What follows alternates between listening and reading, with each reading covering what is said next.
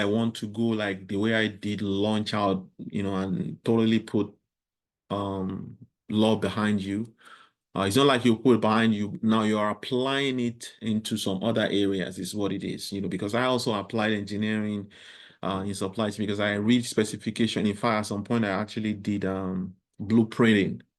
So blueprint, that is CAD design and all these things. I did it at some point. It just kind of enhanced me and my ability in being able to read specifications because in manufacturing and all of this other supply value chain, you still would encounter things like reading blueprints to be able to understand the specification that you will now send out to the supplier. So, sorry. So all of these things needs to be factored in to help you navigate your way into what you really want, which I don't know right now. I'm just taking a guess that you're just like looking at it as a temporary thing, not really like going fully into it. Does that make sense? Yes, this your brief overview has been quite insightful. So, well, coming into a new country, especially like Canada, that is not America, one needs to be adaptable and flexible, right? Yeah. I'm not going to come with the notion of, oh, I have over 10 years experience as a legal practitioner back home. I already know making this move, right? Yeah. There are some hard changes I might have to make.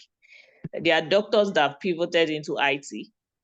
Yeah. Or there are medical doctors that are business analysts now. They've given up what's it called? The practice. The beautiful thing about law is that I can still go ahead and be qualified, dual qualification, because I can be 75 and still practice my law, right? As long as I'm mentally okay.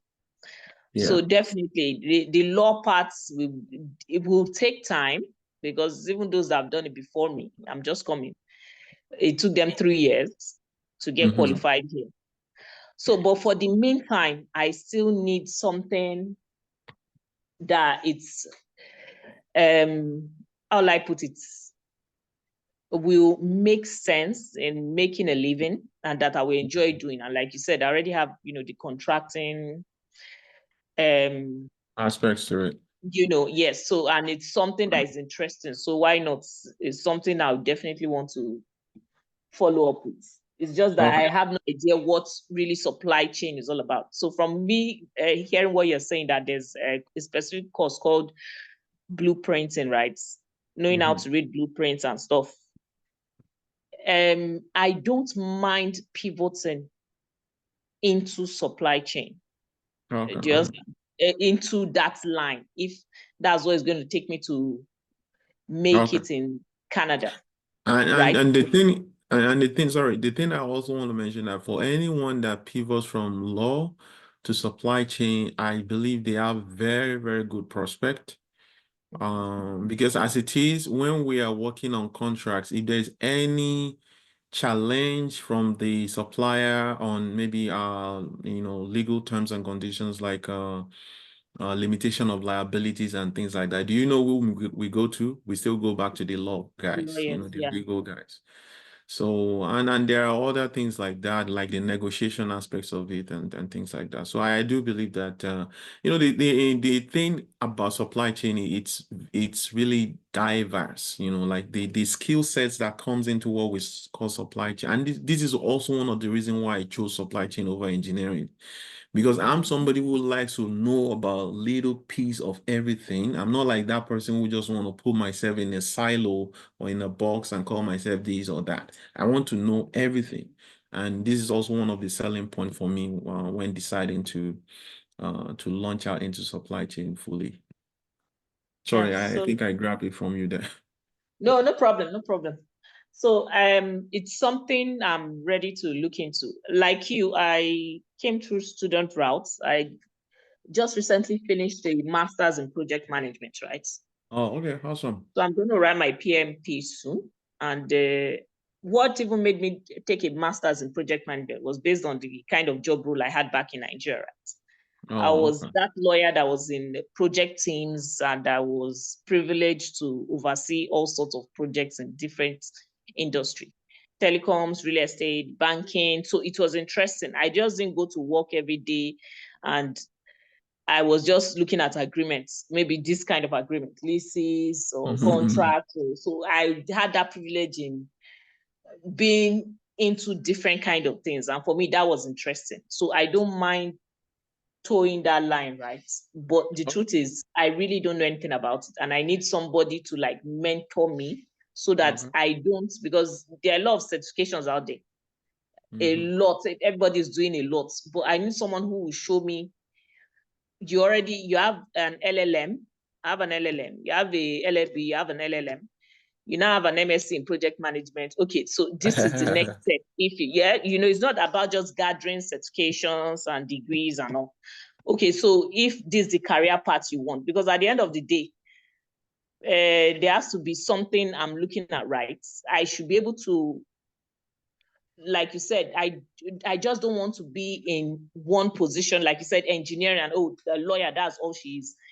With their management roles, I should be able to, be flexible enough to take up some, designations in future. Yeah. So that's what I'm looking at. And from back home, I already heard, lawyers that be here, a lot of lawyers are pivoted into supply chain and they're doing very well. So why Yeah. not? But Okay. I just don't want to do unnecessary certifications. So here's the Apart from thing the I fact would that, say. mm, So here's the thing I would say, like I mentioned earlier, you need to get your feet wet, and then it's from that vantage point of view that then you then are, informed on which certification you really need to pursue. So I would like to start the session. We have some few guys here. People normally will come late, but before they come in, we can just introduce ourselves. And so what I'm saying is that in any case, we'll continue the conversation. no problem. But I think I've also sent some things to you earlier when we had a little chat there.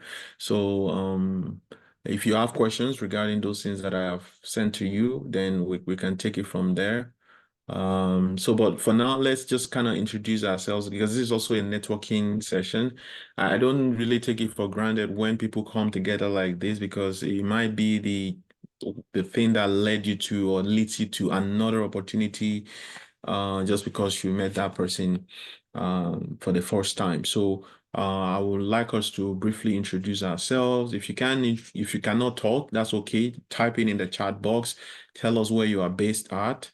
Yeah, that is your city, a brief introduction, and then your LinkedIn URL. That way, we can connect and then get the conversation going even after this session. That's really where we want things to go to, where you could connect after the session and keep the conversation going. So I will do a little bit introduction to myself, and then we'll do Adenike, who came in first, Japa. I hope I pronounced the name well. Bubemi, Jusian, and Kamiko. So we'll take it in this order. And if you can show your face, that will actually be perfect. That is, if you are able to show your face, if you don't have any distraction going on there, and then you are fully clothed like me, right? So, my name is Abiodun. Okay, I'm a supply chain management professional. I have about 15 years experience. Worked in the public and private sector of the industry. The private sector part was actually in Nigeria, where I worked with Shell Petroleum and Total E&P. Here in Canada, I actually worked mostly in the public sector. You see how, immigrating can change things, right? So I worked with the Manitoba Housing for briefly a year thereabout, and I also worked with Manitoba, the University of Manitoba. Incidentally, I worked with University of Manitoba for about 6 years, where I was really responsible for a big part of their research infrastructure acquisition. So I was responsible for pretty much anything that has to do with research. and you had to buy something that ranges from vessels to robots to drones to medical gadgets, laboratory gadgets, and geological services. Just mention it. I was a lead category there, so I have a lot of things that are within my portfolio, and that's also one of the fun thing about working in supply chain because it really expands, your horizon in terms of the knowledge base you have because you're touching on almost everything that an industry or an organization is working on, which really keeps you on your toes, right? And that was one of the most fulfilling job that I had, even though it turned sour later, and at some point I realized that I'm more fulfilled where I can actually do this type of thing I'm doing right here, mentoring, coaching, teaching. That's what I found most fulfilling. Right from when I was in school, I was actually teaching at the university when our teachers are missing in action. I just take over and teach my colleagues. So it's been really a part of me since then, and I found joy in it. So that's how I decided 5 years ago that this is really what I think I'm called for. I started Serial Project Services, a consulting and training firm, and this is where I am today. I keep supporting budding professionals in supply chain. One of my vision here is helping to nurture the super talents in supply chain while I'm winding down my own career in supply chains. I think it's the most logical order of progress for me. And this is what defines my success as a professional here in supply chain management. So that's I know it's go-rounded and all that, but that is a me in a nutshell. We'll go to where is she now? I think she went out. I didn't care. Maybe. Oh, I didn't care still there. Okay, go ahead. Yeah, hello everybody. My name is Adenike. I have over 10 years experience as a legal professional. I just recently moved to Canada. Well, I don't really have much to say. I'm here to learn and to connect. I'm looking into pivoting into supply chain. Okay. And I'm hoping, it will be a decision that is worthwhile and fulfilling. I think we have noise in the Thank background. you. Okay, I think this is allow and data has on my account. Okay, thanks, Adenike. I really appreciate the short introduction. So and this is also something we like to do here regularly. Even though you have introduced yourself, you will keep introducing yourself as long as you join our session because it's one of those key things that you will need to help you build rapport whenever you meet new people. So we always so that's the challenge for you anytime you join our session. You need to introduce yourself because it's something it needs to become natural for you to introduce yourself and connect with new people. Japa, you will need to forgive me. Help me to pronounce your name well. I always want to So know that how to pronounce people's name. So so go ahead Oyo and Oyo Oyo introduce. Oyo is okay. Oyo. Oyo OYO. Leke. Oyo. No, Oh, Oyo. I said Oyo, it's okay. Oyo. OYO. Oyo You can is call me okay. Oh Oyo. yeah, okay. Good, good. Oh yeah, okay. Go ahead. Okay. So my name is Oyo. Uh previously I've worked as a sales and marketing Are we manager. able to see your face so that we can connect the face to the name? Right now, no. Okay, go ahead. Yes, I'm not fully clothed. Okay, go ahead. So so my name is Oyo. I've worked as a marketing and sales professional, majorly sales, and that was with Reckitt, formerly Reckitt Bankesa in Nigeria, where I led sales teams, like from Lagos, Abuja, back to Lagos. I go from a management training role to the area sales management role. I'm interested in business development, and that was how I got into Reckitt. Myself and my team won a business competition in Nigeria. We represent Nigeria in Dubai, and we came up top three. And it's just been on that journey. And I thought, so why not do an MBA and just love solidify this experience because my background is in engineering. I had my undergrad in communications engineering and my first master's degree also in communications engineering in the UK. And but I've been in the business field for like about 6, 7 years. And so I came to the UFM um, with the intention of studying, concentrating in marketing and leadership.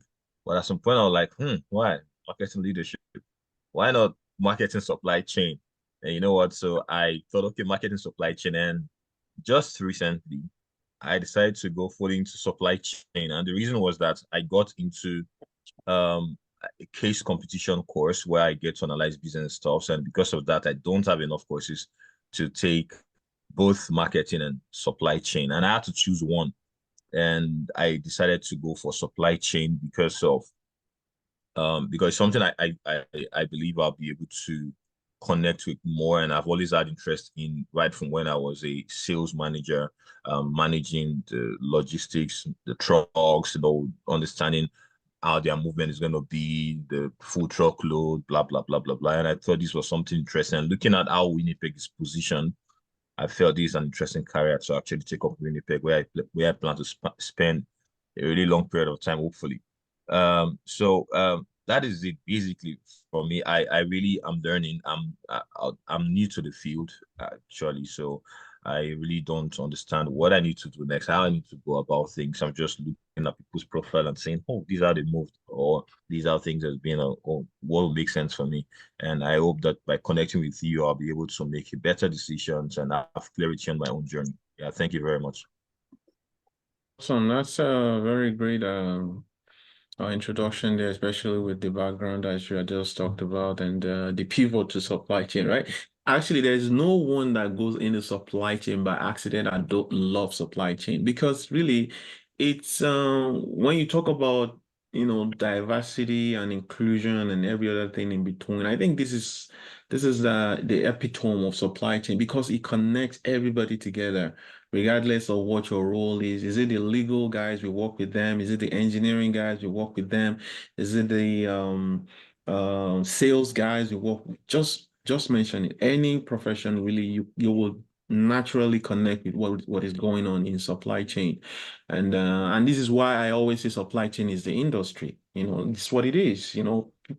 People have been in denial of this for long, but I have come to that realization that supply chain is actually the industry itself. Without supply chain, nothing happens. And that's what happened in COVID. That's literally what happened in COVID, where the supply chain didn't happen and everything just went to grind to a halt during that period. So, but the other thing that I could remember in your introduction, you say you worked at Reckitt and Beckkister, right? Yes, I did. So, do you know somebody who is also at MITT who worked at Reckitt? MITT, A school, yeah, MITT College. is it the we have a lot of people everywhere. There's someone in legal that moved to the Harvard, or then there's someone from market, but I don't know. Was the person in sales No, no. So or marketing? MITT is a college here in Winnipeg. Oh, Yeah, I MITT. met I met a The lady yesterday at Okay, MIT because I was at MIT. Was it yesterday? 2 days okay. ago, Mm, where I went to do a presentation, mm-hmm. and she actually worked at Reckitt. Oh, Yeah. I'm doing doing she worked with me in the through the distributor team. So she was with the distributor. But yeah, so Okay. we worked together. But she came here before me. So she was in U of M and she moved to MIT. Yeah, yeah. I know her. I know her, Oh, yeah. okay. Yeah. Yeah. So you see, it's a small world, right? Yes, I do. Okay, perfect. I was like, okay, if you haven't met her, maybe I need to connect her with No, you. no. We had a discussion yesterday. So Oh, okay, cool. Nice to meet thank you. you. Who is next? I think we had Gubemi before Josiane. I hope I pronounced that name well. Or is it Josiane? Gubemi, are you there? Yeah, I'm here. Okay, go ahead. Actually, that's my daughter's name. I Oh, just really? stumbled into account here. My name is Oli Orishawino. Oh, Orishawino. okay. Oli, yeah. Nice. Yeah, so it's interesting being here. Like we had discussion before now. Um, I'm a civil engineer. Let me introduce myself. I'm a civil engineer span over 20 something years.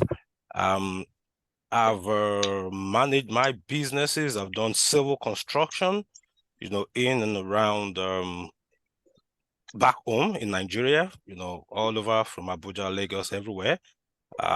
So coming down here, I'm trying to, like I spoke with you the last time, trying to create a pathway, trying to learn from the experts like you, who moved in and changed, trying to see all possibilities. Yeah. And I've spoken to quite a number of our colleagues, most who have left engineering, so I'm just trying to learn, come around to see what is in here. I've had suggestions from friends, PMP, and all. So I'm just trying to learn and see how to, it looks interesting how to move forward. Awesome, awesome. Yeah, so by the way, I and Ollie were actually at the University of Ilorin together, right? The same year. So it's kind of, interesting when and I'm glad you joined because this is also an opportunity for you to expand your network, right? You're gonna meet new people here, and some of them are on the same journey as you. Some of them probably are still kind of figuring it out, and while some are already established. So the thing here is that when we come together, like we share our lived experiences, and it kind of help to brush one another up for the opportunities that more so the opportunities that we can have access to by knowing the people within, our industry or our network. It really helps to give us access to more opportunities than us being just by ourselves and figuring things out. So that's really the whole purpose of this session here. So if you don't mind, just do a little introduction and put your LinkedIn URL in the chat box here, because that would really help you to also expand your network. And the I'll hope do is that. that even after you have connected with people on LinkedIn, move forward beyond just connecting with them, like set up like a chat with them. Even if it's just on the phone or Zoom, or you want to have a one-to-one, like have a coffee chat or something. I think Oyo is getting across to you here. So maybe you guys are from the same area in Nigeria. Yeah, I think Oyo. Yeah. Boko. Okay. Yes. So my full name is Oyomiko. Oyo Miton Yeah, Sharani. I'm from Warri North. Yeah. Oh, Oh. nice. So I'm we worrying were not too. representing Warri here, right? Yeah, yeah, so Yeah, good to meet you. yeah, great Good to to meet meet you you. too. I think you are Yeah, the so first Shekiri person I've seen since I came to Canada. Oh, really? that's So Yes. good. you guys should connect now. You're both Oh, in sure. Winnipeg. You're both in Yeah, I'm Winnipeg. in Winnipeg. Yeah. Oh, Okay, great, cool. great. I'll send you my number. Okay. Okay Okay. then. So let's have Jizian. Jizian, I'm trying not to, murder your name if you can help me out. Good Good morning. morning. How are you doing? I'm fine. My name is Joanne. I'm a newcomer in Canada. I just arrived since 10 days. Oh, really? This 10 days. Oh, you're based in Winnipeg, are I'm you? in, no, I'm not in Winnipeg. I'm in Calgary. I don't know, Oh, I'm in Calgary. Okay, Calgary, great. We have a in huge network Alberta. in Calgary, actually. Okay. Yeah. I'm coming from Cameroon. Well, I was account manager. No, I was working in the first bank of the country, Affluent First Bank, as Okay. account manager since 15 years, 15 year Okay. experience. But in the bank, I started as computer engineering because it's what Awesome. I studied in Studied the in. school. No, after that, I started to work as a computer account manager. But I want to start a new career here in Canada as Okay. in supply chain because I like Okay. supply chain. I started to learn some models in LinkedIn. That's the reason why when I saw this, my English is not very well. Jesus Christ. Oh, you saw It's the the reason why post, when right? I saw this the post, I decided to come and understand what we talk about. Awesome, No, awesome. so I have experience in bank, but when I'm free, I like to organize many Oh, things. cool. But in organization, I don't have problem. Even in my work, I'm very, very organized. Okay, cool. The reason why I want to start is formation, to study, to learn Yeah, uh, supply. supply chains. I'm also studying about PNP because I want to be a Mm, PNP. okay. Mm. Awesome, awesome. So here It's is the all about interesting thing. One of our mm-hmm. one of our senior mentor here is actually a Cameroonian. Okay. His name is Gautier. Gautier. It's Gautier who sent me the link. Okay, okay. Okay. It's the one who helped me to do my integration here. Oh, okay. He's the Yeah. one who sent us the link. Yes, yes, yes. Oh, okay. And he's also Uh-huh, based in uh-huh. Calgary, right? We are together in Florida. Okay, nice to meet you, Jose. Mm. And so, yeah, Uh-huh. we have a lot to do together. I see you Mhm. said something about you're very organized person and try to, yeah. I'm a So fast we'll see. learner. I'm Yeah. a fast learner. It's Okay, one of my great, great. attitudes. I'm a fast learner. So Awesome. I hope that I can change completely my career by doing supply chain management. Cool, I cool, hope. cool. Yeah. Yeah, you're on the right platform. If you haven't joined our Mm-hmm. WhatsApp before, I will share the WhatsApp Mm-hmm. link for those of you guys who probably haven't joined our WhatsApp already. But you would need to join us on the platform where we do most of our stuff. So I'm gonna share the link to that platform here as well. So this is so once you're already on that platform, you'll be able to join the WhatsApp. So I'm gonna send that Okay. here. So it's Okay. supply jobs of C, Mm-hmm. supply chain industry network. Yeah, so that's it there. So with this, you'll register, and once you're in, we will onboard you on the WhatsApp. Mm-hmm. Yeah. Okay. Okay then. Nice to meet you, Josiane. Mm-hmm. Thank Okay. you. You're welcome. So who else came in after Josiane? I think that's Abeni. I'm not too sure. Is that Abeni?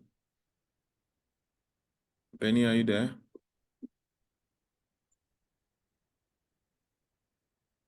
No? Okay, maybe Hello, she's. sorry. Yeah, I can hear you. Oh, okay. Go ahead. Let's introduce yourself to us. Yeah, my name is Abeni Emefiele. I have a background as an administrative assistant. It's something I've done for quite a while, and as you walk through life, you want to grow. So somehow I just got fascinated by supply chain, and I'm not sure where to start. I believe with my background and my skills, there are transferable skills I could use in supply chain. I did a master's program in supply chain, so just generally not Oh, any particular what's the word to use now? Like there's no, it's just supply chain in the broad sense. So okay. I'm done with the program and I'm looking to transition into any supply chain role to just get me started, and then I'll probably find where my strong interest lies. So Okay. I joined this group hoping to get into that network and see how understand the pathway to get started. Okay. So that's great. The thing here is when I see people join, especially Josiane that says she just came in 10 days ago. When I see people join our network early into their integration, it helps a lot. Um there's also another lady who is in Calgary who has administrative background, right? And she's been able to successfully transition as a procurement specialist. with one international organization, but she's working remotely. So I'm just using that to say that, of course, you have the skill sets. It's just that you need to then, build on whatever skill sets you have now into an area of specialization. But maybe you just need to test the waters in one particular area, which gives you the vantage point to know, okay, where you really want to, take your career to go in supply chain. Yeah. So yeah, definitely we're going to be looking at different roadmaps. The roadmap we're looking at today is a job search roadmap itself. And so that's what we're going to be doing. Who else? Who else there? Who else there? I'm going to throw it out now. Just anybody who is ready to go. Olawande, are you ready to go? Yeah, sure. Okay, go. Can you hear me? Yeah, go ahead. It's a little bit faint, but I think it's still okay. Okay, thanks. Good morning. And can we see your face if you are fully clothed and there's no distractions in your background? Okay, great. Oh, was that hello, Andy? Okay, go ahead. You're not audible. Is that from my side?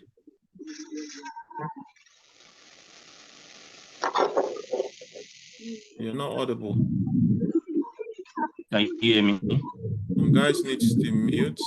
Somebody is not muting Hello? there. Oh, sorry, Tim. Okay, go ahead, Hello? Olawande. Oh, great. Good morning. Once again, my name is Olawande. I would say I'm new in Winnipeg here because I just relocated to join my family here. Oh, cool. But yeah, in terms of experience, I've been in supply chain for a while. And like most people, I came into the profession accidentally, people will say. Well, so I have a financial background from as a chartered accountant. I was moved to a department where I had to do some logistics stuff. And from Okay. there, I transitioned to logistics, and that was like over 20 years ago. Since That's then, how I've you been, fell in love, right? yeah. So since then, I've been in supply chain. I work with Ericsson as a supply chain manager, Huawei as a logistics manager, and I've also worked with Schlumberger as the country supply logistics manager. Currently, I'm with Leaks Global Solutions. Over the years, I've tried to find my fit there, both in terms of experience and in education. So I've done the CSCP, I think way back in 2016. So yeah, Oh, I'm great. new in Winnipeg. And during Okay. the period also, I've done some work in business and data analysis. So these I hope to combine and see Okay. how I can go and transition into perhaps a consultant down the line. Okay, awesome. Yeah, that's a great experience there. And I think we have one of the senior colleagues in our group is actually based out of Ontario though. So maybe I can connect you guys. She's working with Nokia, but I think our experience also has to do something with Ericsson at some point, maybe in her career before she came to Canada. So one thing I would like to encourage you guys all, if you're listening here, is that you want to connect with the guys that worked in your previous employer's company or with your previous employers who are now here in Canada. It's one of the things that we will talk about, when it comes to job search here. For us immigrants, it's usually difficult because we don't have this social proof. Okay. Yeah, we can come to Canada and say we've done this, we've done that, but you haven't done it in Canada, right? So it's a little bit difficult for them to understand that. Yeah, these guys bring in a lot of experience until somebody believes in you and say, okay, I'll give this guy a try. And a lot of the times they usually realize that immigrants come with huge experiences that they might not even have in their own organization at that point in time. But it takes taking that leap of faith before they realize that.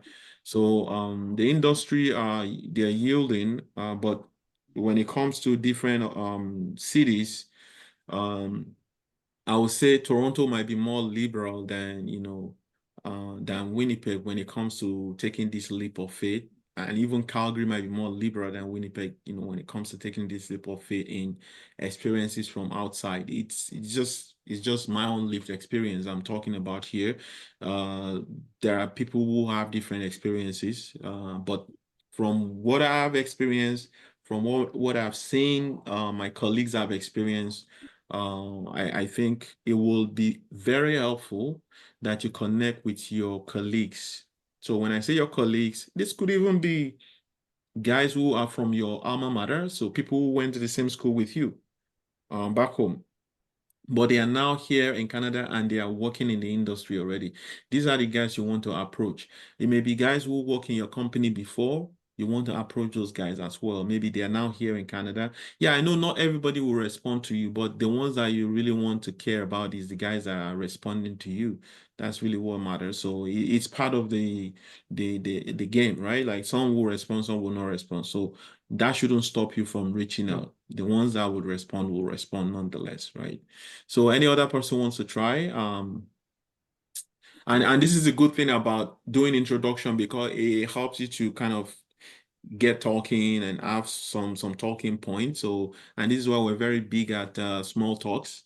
In Canada, when you want to ask somebody for something, you do, or you meet a stranger for the first time, you might have talk about the weather, you might talk about the Jets game or something like that, just to kind of have a sense of familiarity because this person is a new person, right? Like you are meeting them for the first time, and this kind of helps you to ease in to get them talking, and before you know, you are talking about what you ate, for dinner last night.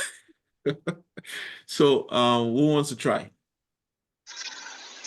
I would like to try. All right, go ahead, Authority. Yeah, my name is Authority Sagide. And my previous job in Nigeria I was into cabinet maker. Okay. So I arrived Canada like 2 months ago. And when I moved into Canada, the people I met were telling me about care support worker. Okay. So I would like to be on that field as here in Canada. So I've done my first aid. I've Okay. done my police criminal check. I've done my adult and child registry. I really need a job in that field. I've applied to many of the company in Indeed and LinkedIn. So no response for now. Okay. So that's So why you I'm need to here. connect. Sorry, go ahead. Yeah, I'm done. Okay. So you need to connect. So do you have anybody that work in this area that you were talking about? Do you have any connection? Anybody who work in this area already? No, I don't. I don't. I Okay. have some friends. Okay. So what I'll do is I'll connect you with some people, because yeah, this is like the regular job that people will do when they come in newly just to pay bills, right? But Yeah, that's beyond it. paying bills, what I want to also encourage you to do is you want to look into trades, right? Yeah. You want to look into trades because I heard you're into cabinetry, right? Yeah. So because Yes. these are professions that are in very high demand. But the thing with Canada is that you will need to have a certification or a certificate to practice or a license to practice. So there is prospect here in the sense that you might have to go to the college, Red River College, to do like maybe an 8 months program, which will help you to get the license. Okay. And then with that license, then you are able to do the regular job that you are really trained in. So I would definitely encourage that, but I won't, at the same time, I wouldn't say don't go for the care job because at least that will help you to pay the bills while you're Yeah. working on getting your license. Yeah. Okay. So that's what Yes. I would say. But let's connect after. I will share a link with you guys can use that to have a one-to-one chat with me. Okay. Thank you. Yeah. So let me share that link right away just so you could use it. So that I don't forget because I don't have anybody supporting me here today. Let me see. So I'm going to share a 15 minutes phone chat link that anyone who wants to have a one-to-one can use that to chat with me, and we can go more into your specific situation, and maybe I'll be able to connect you with one or two persons, who can even further support on your journey. So who else want to introduce themselves? Yes. Can I Okay, go ahead? go ahead. Azubike Onhaleta is my name. You're welcome, Thank Azubike. you. I just came few months, precisely 2 months ago, just like the last speaker. As it stands now, I don't know my bearing because things are very, very unlikely here compared to where one is coming from, Nigeria. I'm here under student route. Okay, good. Go ahead. It's very difficult to survive anyway. Financially, one is not having any background. I would So like can to you have, tell us about your background? Like, okay, what did you do before now? What are you looking to do going forward? So we can then see where we can, provide insights that will help on that journey. yeah, I'm an educationist. Okay. I work with the Ministry of Education for several years now, and I'm looking forward to bring my family here, probably after my school. Okay. For now, I need something that can put food on my table and to pay bills. Okay, sure. It's quite frustrating. Okay. Yeah. So how far are you into the program? I started the summer classes. The summer What classes are okay. so What program is it? Because I didn't hear that. okay. It's a biblical study because over there in Nigeria, I've been a pastor for 34 years. Okay. So I'm looking for a way because very soon I will get retired. Oh, I see. Okay. Yeah. So Okay. can I Go ahead. continue? Yeah. Go ahead. Looking forward to have a better life before retirement. Since I've been working in the ministry for several years and without proper care, I've been struggling. And so I felt like having a very good background for my family, something to fall back. Yeah. Okay. So what have you met anyone in that line since you came in? I hardly can see anybody to talk to. Although I joined Okay. the Nigerian at Manitoba, but nobody is responding to some questions I've asked, Okay. apart from Odogu, who was able to say one or two things. Okay, so So I can connect you. I can connect you with. Sorry, I can connect you with some other groups. Yeah. So, and then if there's any specific need, in terms of okay, this is the next step you want to do something in this direction, and then we can connect you with the right person that will probably have done that before. So I think that should be the next logical step. I will appreciate deeply. Yeah. So you use that link you saw there, use it to schedule a 15 minutes phone call. Which link on that chat? Yeah, you will see it in the chat box there. Okay. Okay. The So what Calendly, else? is it Yeah, Calendly? the Calendly one, yeah. Okay. Yeah. Thank you. Oh, welcome. So who else wants to go? Are we all good? I see Raji here. I see Abiola. Abiola, are you shy to introduce yourself? I know you've been here a couple of times, but this is a ritual, right? Kamikun. Okay, so Can if I there's go? Can I nobody, go? who else wants to go? Okay, Kamikun, okay, go ahead. Okay. So I'm going to put my video today so I can Oh, you awesome, can get awesome. this This is the slide. first time I'm actually seeing your face. Yeah, I Nice. know. Yes. Okay, my name is Kamikun. So I have a background in mechanical engineering from the University of Ilorin. It's quite amazing to hear that you finished from University of Ilorin as well. Yeah, better by far. Yeah, better by far, yeah. Yeah. So I have my background from University of Ilorin. I studied mechanical engineering. So what actually brought me into supply chain was one of the courses I took in my 400 level Okay. about industrial engineering. So there, I don't know if you know Professor Adedayo. Yeah, I know him. Yeah.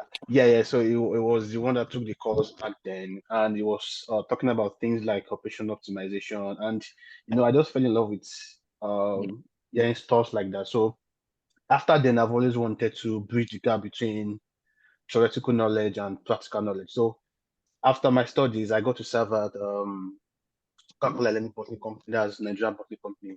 So as a manufacturing intern, so there I was exposed to all facets of supply chain because Coca-Cola actually has a robust supply chain network. I Yeah. was yeah, I learned a lot about project management, procurement, logistics, warehousing, distribution, manufacturing, quality, everything end to end. So it was really fascinating for me. So after my internship, I got an offer to become a production analyst. So I was in charge of yes, I was in charge of Planning, right? Production planning, planning. production planning, like plant-based planning. So I kind of work with cross-functional teams. I work with the warehouse guys. I work with the production planners. I also work alongside with the plant manager, the production manager. So it was more like I was like the center of everybody. So I report KPIs.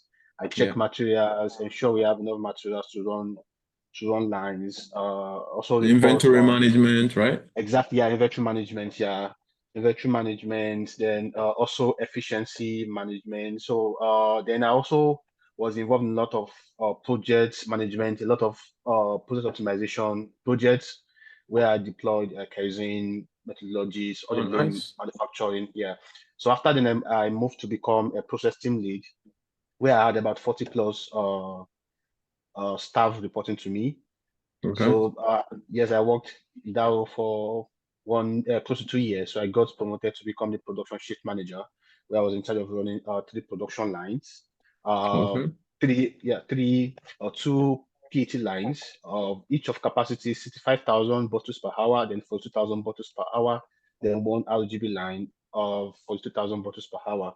So that was where I was before I decided to move to the UK to be with my wife. Actually, why I always join this call is I'm sure you are not tired of seeing me every time.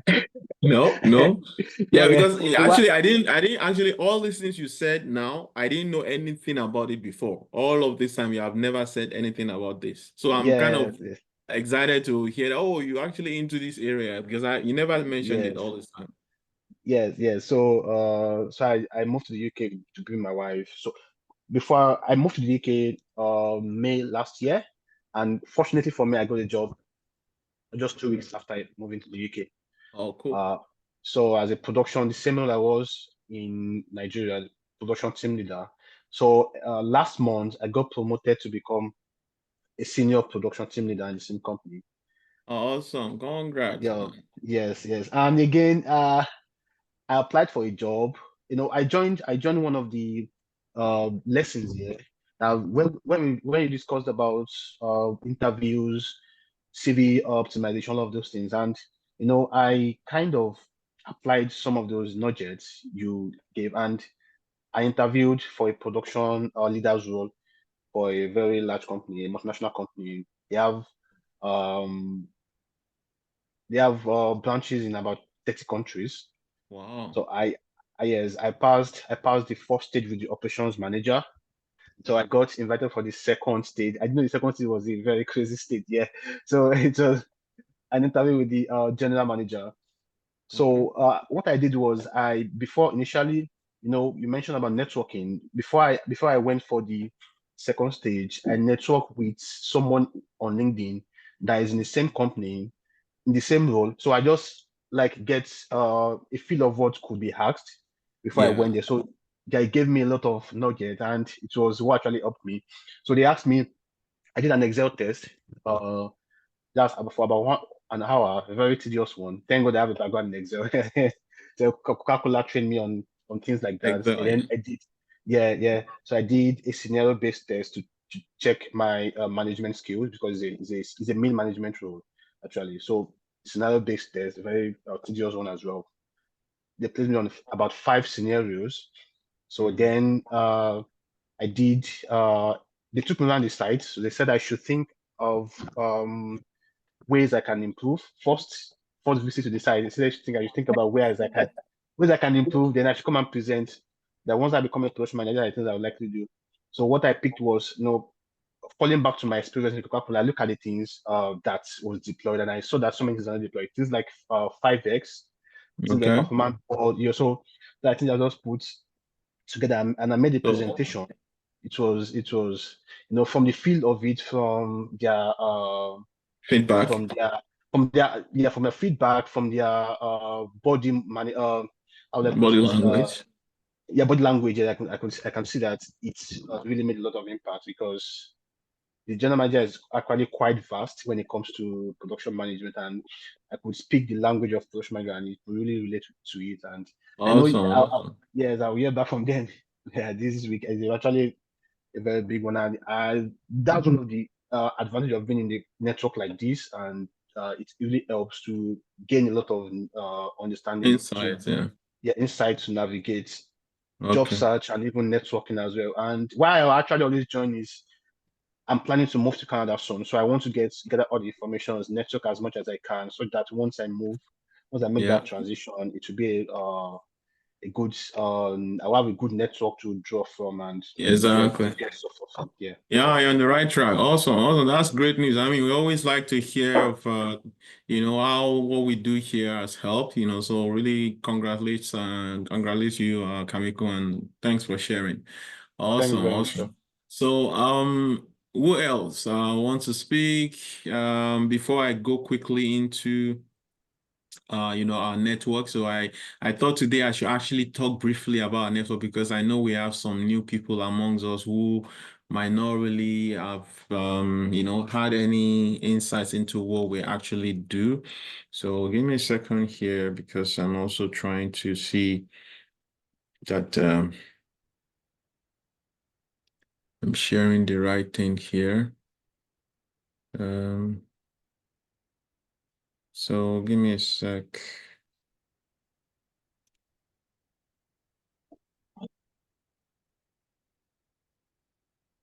And okay, can you guys still hear me? Yes. Yes, we Okay. can. And you can see my screen too.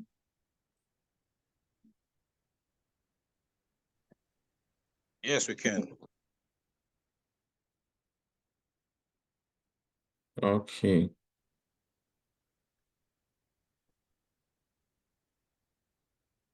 So, 1 second here.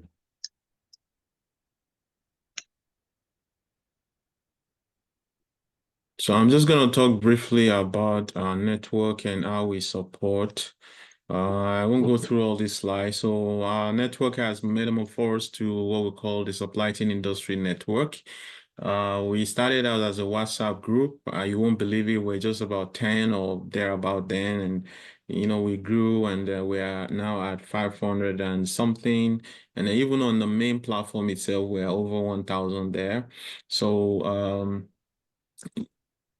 this is our mission. Basically, we're focused on empowering members for career and professional development in Canada through networking, mentoring, trainings, volunteering, and then providing information about industry trends, job opportunities, also emerging technology within the Canadian industry. So the supply jobs.ca that I put in the chat box earlier is actually the platform through which we do that. And then for some of you guys who are hearing about volunteering, actually we have a lot of need for volunteering on that platform. Whichever shape or form you want to contribute there, we have several areas. What I've seen over time is just that people always change, maybe what is going on around them changes and all that. So it doesn't seem that there's been a level of commitment with the guys that we have engaged on the volunteering, but we might want to actually restructure things going forward. And we're working on the behind the scene on these things to see maybe there will be some type of lead roles, which will now be those that are working with these volunteers. Because as you can see, I cannot do everything by myself, right? So, but for the most, I've tried to provide a lot of information on that platform. Whatever roadmap you're looking at, you will see it. Either you're looking at a project management roadmap, there are information there. You're looking job search, there are information on that platform, and pretty much also in industry trends. So we would need people who actually could lead these different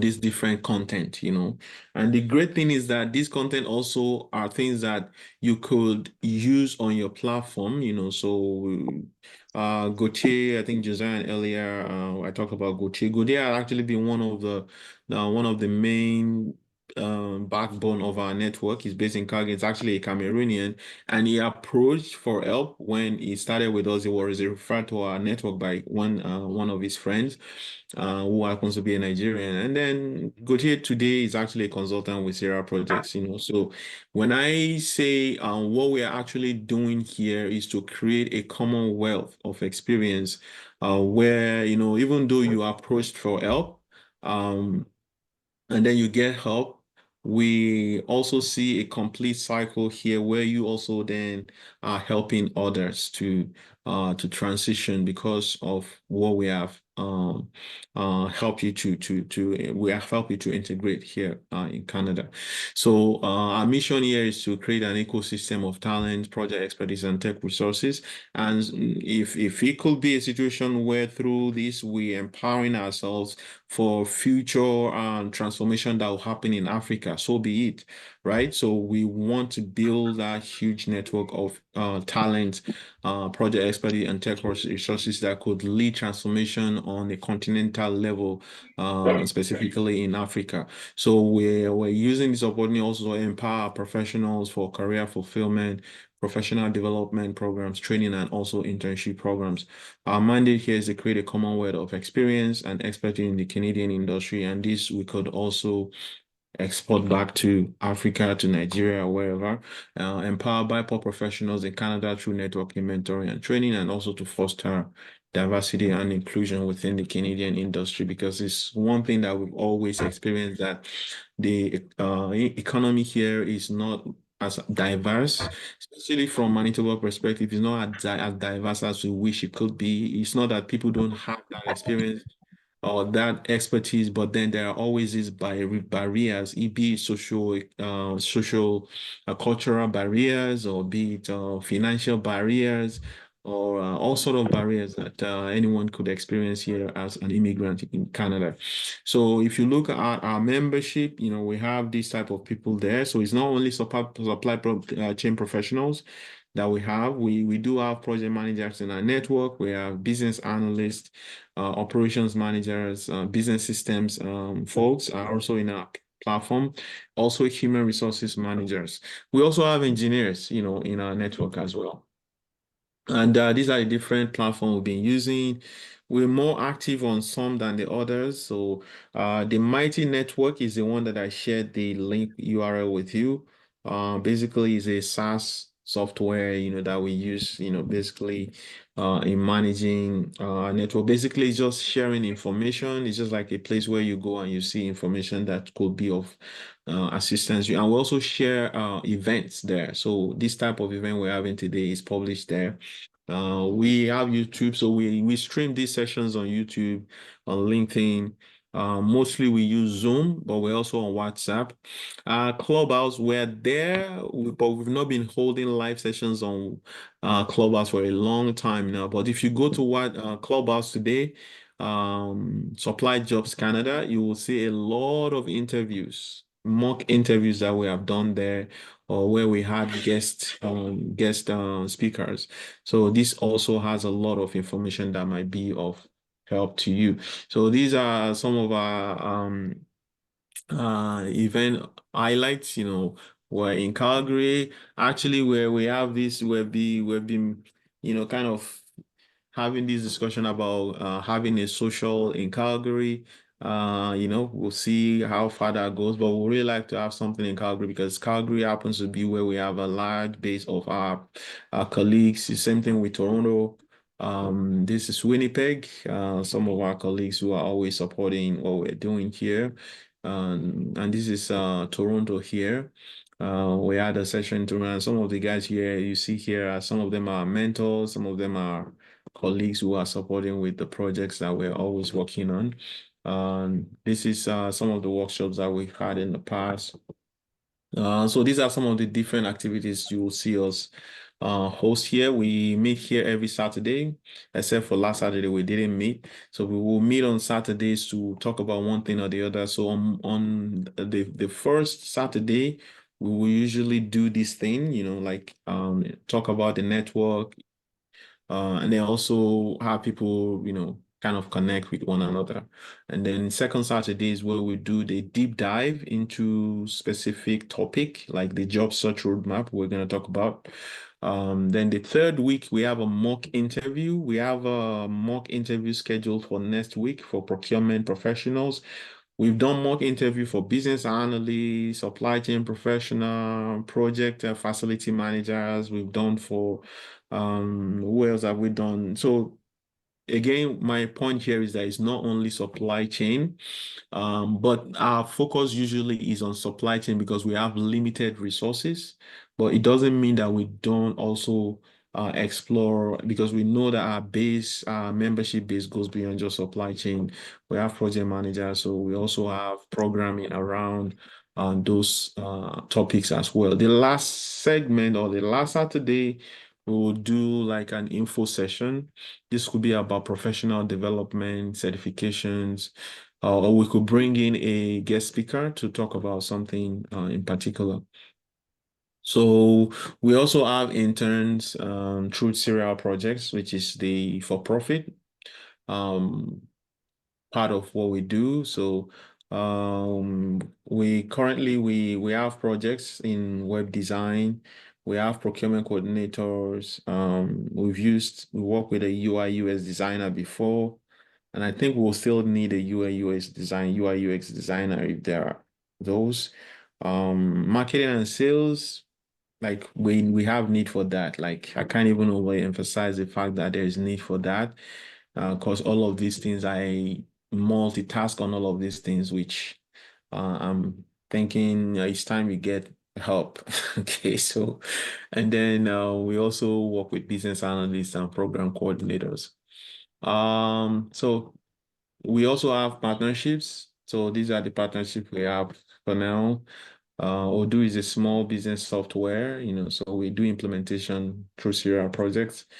ASCM, Association for Supply Chain Management, so we offer all of their certifications from CSCP to CPIM, CTSC, procurement certificate, anything on the ASCM platform, we are able to conduct the training. What we've been doing recently is to do study groups, because the study groups here is to just kind of raise awareness about the fact that we are able to run these trainings. So, and this is where some of the guys who have developed over time within our network also come in. I mentioned Gautier earlier, is an instructor now, who supports with the procurement certificate and the PMP certification.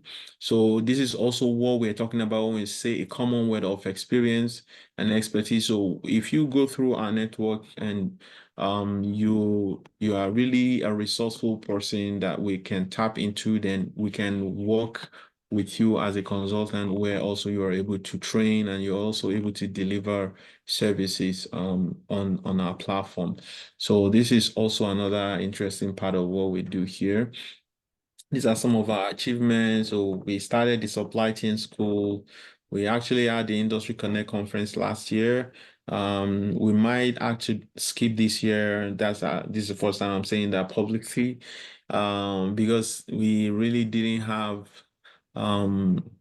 committed resources to make the planning happen. And also because we took on the supply chain school ramp up, so there are a lot of trainings we're organizing on the supply chain school. So we kind of thinned out our focus on the Industry Connect conference, which we would have really loved to have. And more so, sponsorship is another major issue. We're not really seeing the type of responses we would love to see from the sponsorship side of things.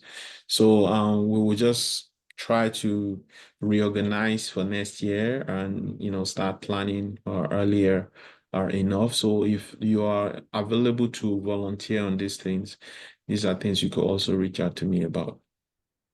So these are the volunteers who actually executed the Industry Connect conference last year. We did a lot of work from behind. When you see an event run smoothly, you don't actually appreciate the kind of work that goes on behind the scene. The technology and like all the type of simulations and trainings and things that we have to do behind the back end. So these were one of those days that we had, meetings at our office where we were preparing for the Industry Connect conference. So that is in a nutshell who we are. I don't know if anybody have questions dropped in there because I've just been looking at this PowerPoint here. So any question?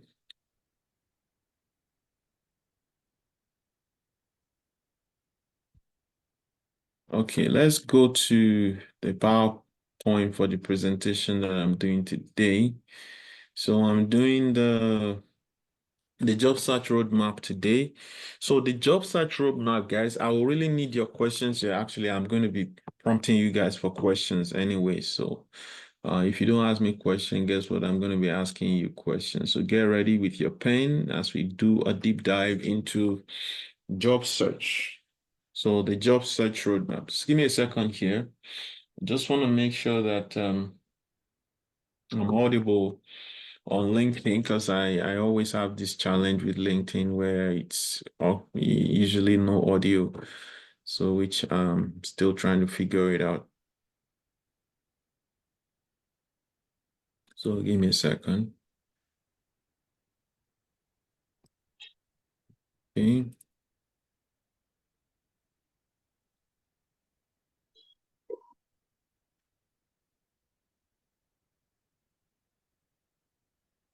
Okay, so you see, they're saying there's no volume. So it's still the same issue with LinkedIn. So I'm just gonna try to see if I can fix it. Let me see. Give me a second here. Let me see if I can fix this LinkedIn issue. Go back here. So let me try and see if I can fix it.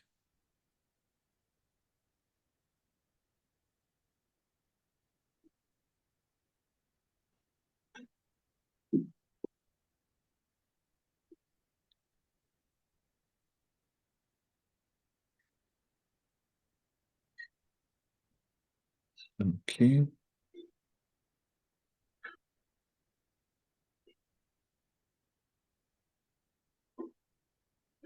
To move this one away because might be a lot of distraction.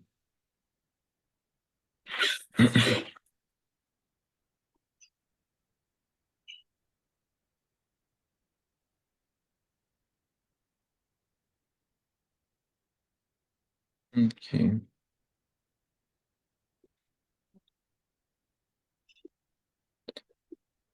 Okay. I just want to check here to make sure that they can hear me on LinkedIn because they're saying they can't really hear me.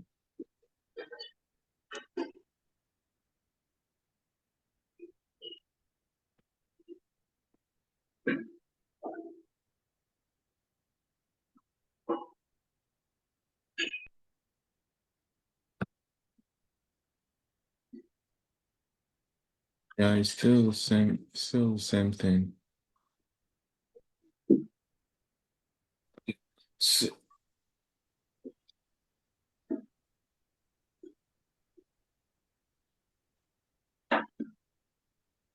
Yeah, I think we have some noise in the background there.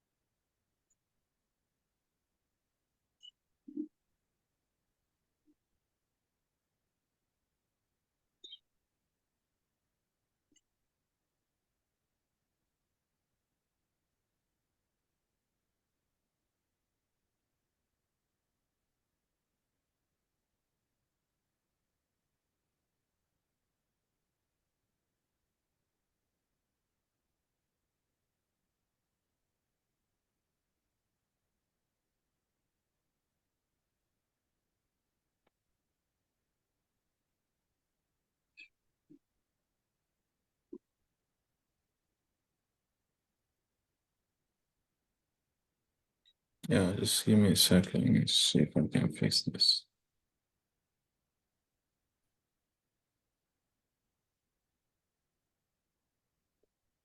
Okay, so we'll talk about the job search roadmap briefly.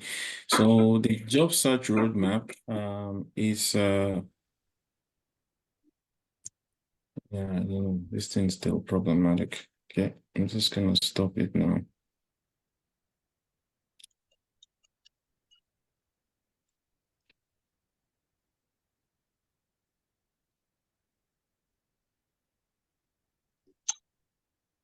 Can you guys still hear me on Zoom here? Yes, yes, you can hear you. Yeah. Okay. Okay. So I don't think we'll be able to fix this LinkedIn issue, even though I've tried. Seems to just be still not working. And give it a try for the last time.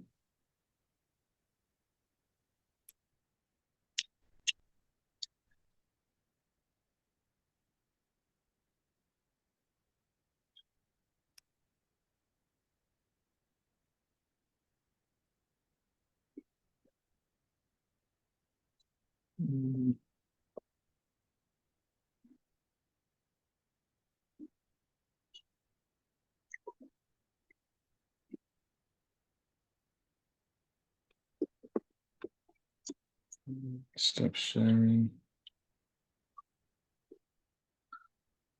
Okay, I'm gonna try again.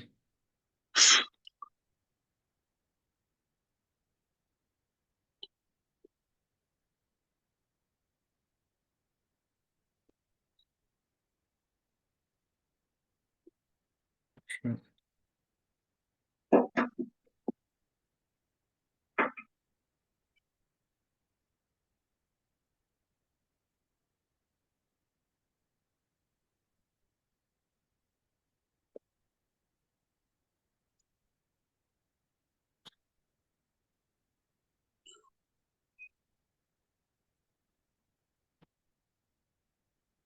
Okay, so I think what I'm going to do is I'll just shut down if it's not really working. So the job search roadmap, it's basically about career transformation series. So this is actually the very first one, and I think over the course of this year, we've tried to go over the different presentation in this series. I think Kamiko was talking about one of them when we looked at LinkedIn. So LinkedIn is one of those sessions. So I think I've talked about myself enough. So I'm just going to go straight to the presentation here. So let me send something to those who are on LinkedIn. Maybe this will help them.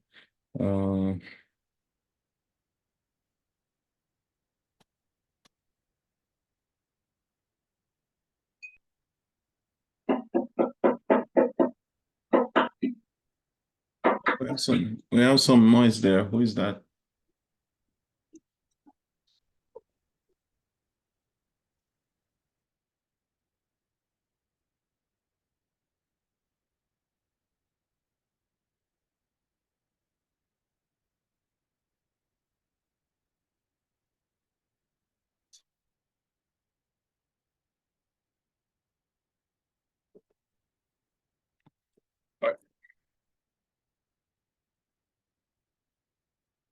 So I'm just going to stop that stream. This is not really working.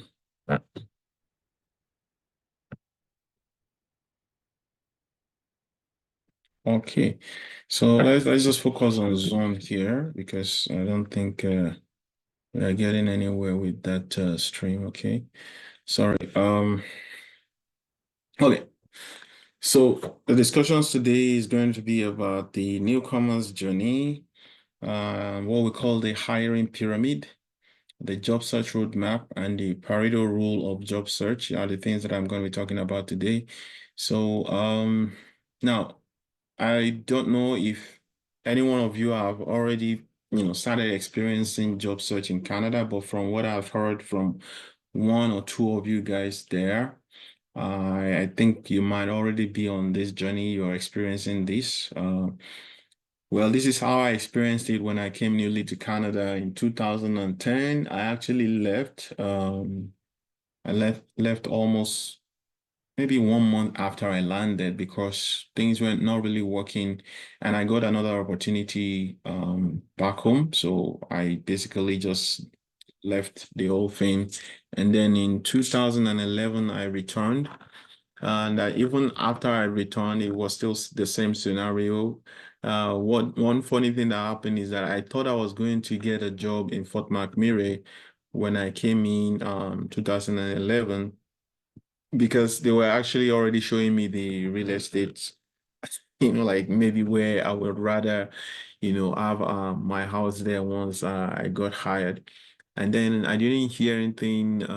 Maybe 2, 3 months after I reached out, they were telling me stories about, oh, the guy that you're going to report to, we haven't actually hired him.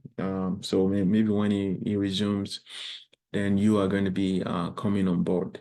So all of that happened, and then when they eventually hired this person, I think the person now had to conduct an interview again for whatever reason.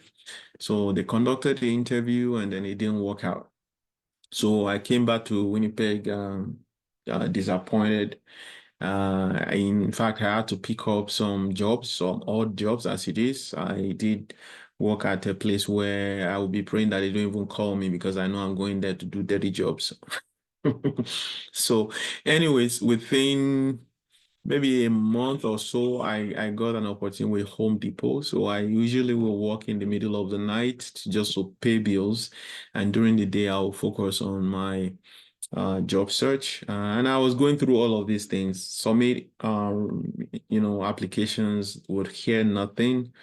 Sometimes you go through these interviews and then they will send you that very popular random message. You are a great candidate. However, we found somebody who is a better fit.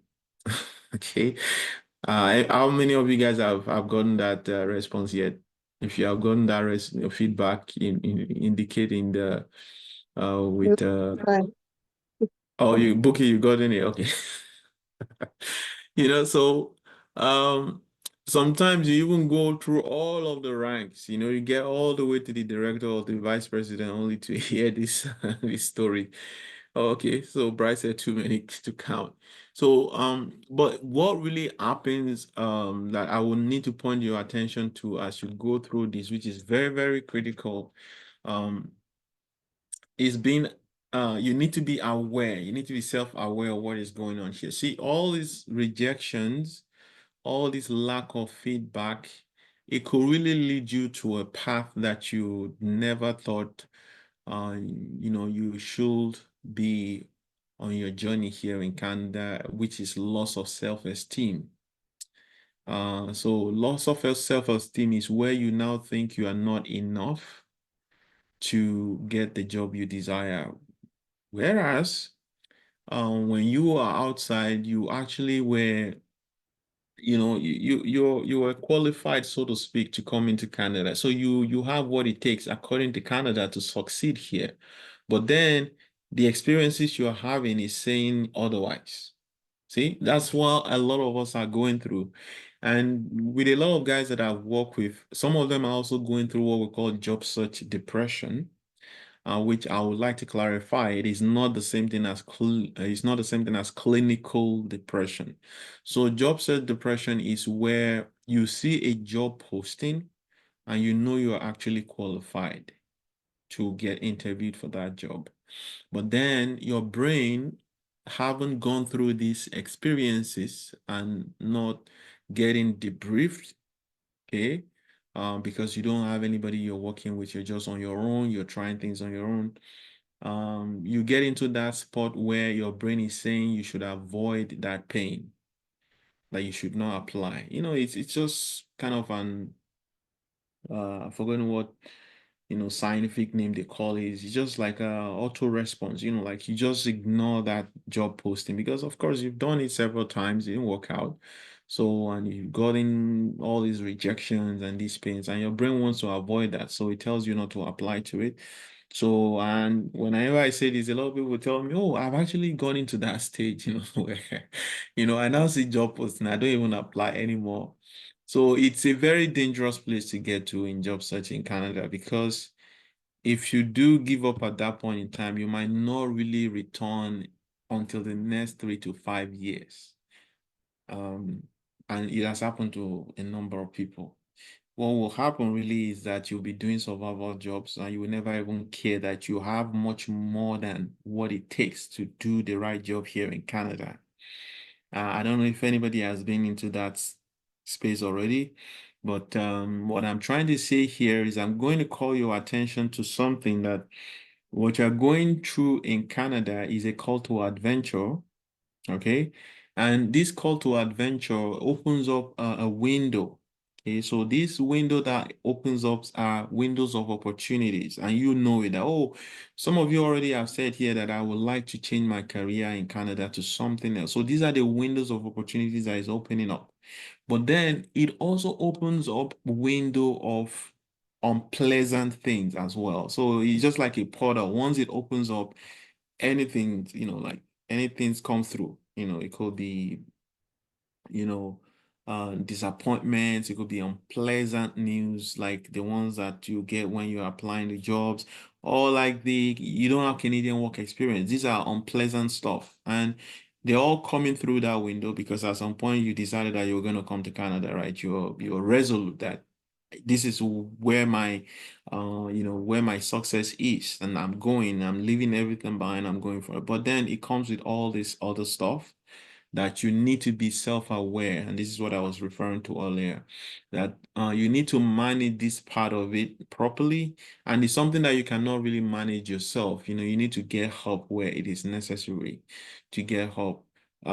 Yeah, you got this assurance that you have all it takes, but then it still requires you to work with people to make it happen. And this is where the call to adventure theme is very, very important, because when you look at the adventure or the hero's journey, as they call it, of every hero whatsoever, you realize I actually needed somebody to help them on that journey before they could succeed. Either you admit it or not, you can say it's luck, you can say it's God, you can say whatever you want to call it. You will need somebody that will be that guide to help you on that journey towards where you desire to go to. So aside from that, all of these unpleasant events that are happening, like the rejection, like all this funny feedback, random feedback that you get, basically your response to this event is actually what will determine your success. Okay, so I think you need to process that. What I'm saying in essence is that, fine, all these rejections will happen. It's a given for anybody that is in Canada as an immigrant. But your response to those events is really what determines your success. If you respond to those things negatively and then think, oh, because I've gotten this rejection at this company, I will never try again. Oh, I've gotten rejection, this discrimination. We're not saying there's no discrimination, there is. It's the reality of life. But will then that become what determines your progress in Canada or your success in Canada? So you need to respond differently. And so my session today is actually to help you know how to respond differently to the situation you're going through in Canada through some job search strategy. But before we start looking at that, oh, thanks. The hiring pyramid is something you need to learn. So in different cultures, they call it different things. In fact, you might have heard that, oh, 80% of the jobs that are actually available in the market are hidden. Many of you have heard that, right? So it's the same thing we're saying here with this hiring pyramid that is in Canada and elsewhere. In Nigeria, from the culture that I come from, we'll call it legwork, right? That's what you call it in Nigeria. You call it legwork. Like my first job in Nigeria with Shell Petroleum, was actually through my uncle. I mean, I have to give it to him. If he didn't do it, I probably wouldn't have had that opportunity, right? So, but it was now left to me to know how to develop myself further from that. And a lot of you guys who have gotten a job before, if I do, I normally do a survey, and if I do that survey here, I can assure you that majority of you guys, the first job you ever had, or many of the jobs, majority of the jobs you've had were through people, not through paperwork. And that's one thing I want to put to you today. So it's the same thing in Canada. If you are going to get a job in Canada, it will be through people. Paperwork is the baseline. Paperwork is the minimum you can do. And this is what the hiring pyramid is telling us. Now, if you look at this hiring pyramid, employers hire in this direction that you see here. What do they do when they have to fill a role in their organization? They will talk to people within the company, either their existing staff. They will ask them if they know somebody who can do it. They can do networking, like they go to professional. I've done that before. I've requested that the supply chain Canada send us, names or list of people, students they're working with, to see if we can hire a purchasing assistant, which we did hire. Sometimes also it could be recruitment agencies. So, but one thing I want to tell you is that these things are actually happening at the same time. Do you get what I mean? These things are happening at the same time. So when they post a job out there, those jobs you see online on LinkedIn, on Indeed, while they post that job online, they're also going through these other channels. And this is the way the industry works. Okay, so let's just face the reality. It's the way the industry works. Even as a procurement specialist myself, as a gatekeeper, because that's what a procurement specialist is. In procurement, we hire suppliers, right? In HR, they hire employees. So there are a lot of similarities in these two different things. So as a procurement specialist, if a project sponsor reaches out to me that they want to, buy a particular equipment. Now, think about it. I'm not the expert in that particular equipment. It could be some astrological, whatever. It could be some scientific stuff, which I'm not really great at, or it could be some marine related stuff. So what normally happens is I will ask the sponsor, do you know anybody that actually does this, or have you used a supplier before that have done this? Right? And then, it was yeah, I actually have about 3 suppliers that I can send you their names. All right. And then what will happen is that I will then write the RFQ or RFP, and I will share with this supplier, and I will also post it online. See, that is what is going on here. I will also post that RFQ or RFP online. But at the same time, I'm sending it also to these other suppliers that the sponsors has sent to me. So the point here is that when these opportunities are posted online, they're also going through these other channels through which they get actually preferred candidates. So most of the time, as you can see in this pyramid, the job seekers are going through the pyramid that you see here from top down, whereas the employer is going from bottom up. So the tendency for you to be applying to jobs where that they already found somebody is very high. And this is what they call the hidden jobs. So meaning, even if they have posted these jobs online, they already found somebody. So when you go for interviews or when you apply to jobs, and then you're getting all these random messages. In fact, you send this job application in the morning, and in the evening, you already got the feedback saying that we moved on. See, all you're doing is helping them with their paperwork. Okay. You're helping them with their paperwork, the HR paperwork. Because HR requires them, just like I mentioned in the case of the procurement specialist, right? We will put this in online, but the sponsor already actually used some of this equipment from this supplier. In fact, they already have made a commitment to these suppliers that they're going to buy from them. And then the procurement specialist, have to still post it because it is the company's procedure, is the company's policy to post these opportunities so that it will be open to others. But open to others doesn't mean that we're going to hire others or we're going to accept others, right? So I hope you get my point anyways. So this is what is going on, right? And I will give you an example just so it could make some sense to you. So a guy that I've helped before, a civil engineer, it happens that I've helped a lot of civil engineers because they tend to be more they tend to be great fit for project management roles in construction or in some other areas. So the guy worked with ExxonMobil. And then he had to come to Nigeria because to Canada because his family are here. So he was connected with me to help. And I discussed this thing with him, and then what he started doing was he was reaching out to his friends who are already in the industry. See, I mentioned that earlier. So one test that I will give you guys is to know if you are really on the right path. You will do a survey soon, and we'll go through that survey so that you see what I'm talking about. How many of your colleagues that are already working in the industry have you reached out to? So going back to what Kamikun was saying earlier, that he reached out to somebody within that company who was able to share with him insights, right? So back to my story. This guy reached out to some of his colleagues. They work together in ExxonMobil and some other guys across Canada. And then one day, his friend's supervisor just blotted out something, say, "Oh, I've been trying to fill those roles. I've been getting garbage resumes." And the guy, he clicked, he said, "Oh, I have a friend we actually work together, back home in ExxonMobil, Nigeria, and he's here now.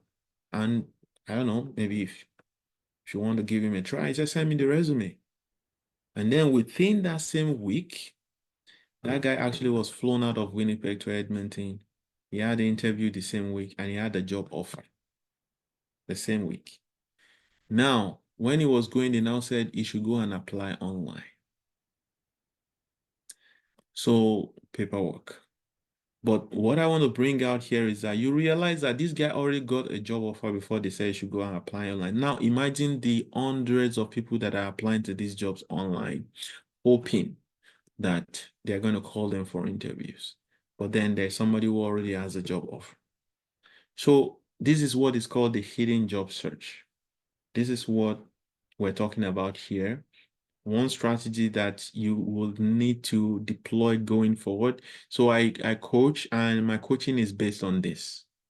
So even if you are not going to work with me, right, as a job seeker, now even changing your strategy going forward will make a drastic difference in your successes at job search. And there was also a recent one where I reached out to one of our colleagues within our network about one of my mentees that applied to a job within their company. I didn't even know he applied there. So when I said, "Oh yeah, I know somebody here," and then we reached out, and then he said, "Oh, this is the way it kind of works, blah blah," but it will definitely see what it could do about it. And then the one thing he also mentioned is that actually the guys, they already had a short list, and the guy's name is not there. So within that same week that I reached out to him, they actually had called him for a phone screening. So again, you need to change your strategy going forward in job search. And I know where this is coming from. We have been told that it's paperwork. It's paperwork that helps you to get the job. But I'm going to change that for you. I'm going to tell you it's people's work that actually will get you the job. And don't take it from me because a lot of research has been done into this. So I'm going to show you some things after we do the survey so that you can see where I'm coming from. So here is the Ernst & Young saying that the analysis shows referred hires perform better, they stay longer, and are quicker to integrate into their teams.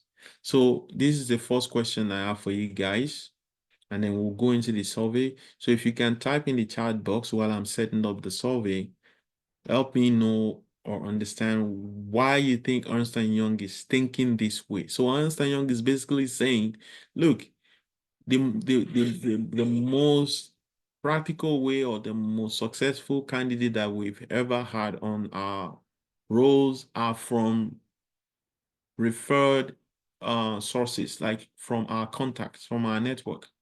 Those are the guys that have been ever successful with us. So I want you to help me explain why this is the case. So I'll be setting up your survey here while we do that. So I'll be looking into the chat box. I see Oyo is saying something here already. So I want to hear from you guys. Why do you think Ernst & Young is thinking this way?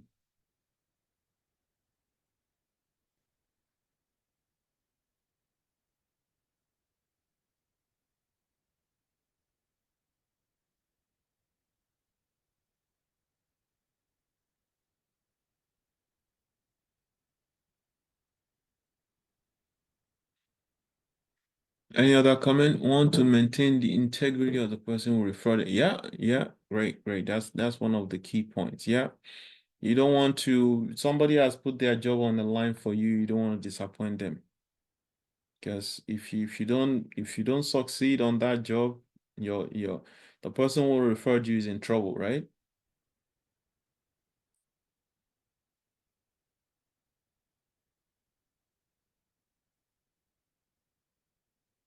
Okay, so I think I have the survey here.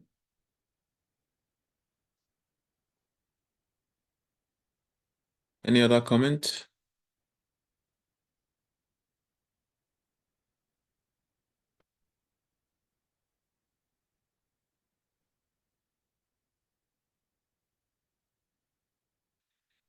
Okay, I see people refer to those that they can trust to do the job. Yeah. So there are key things here.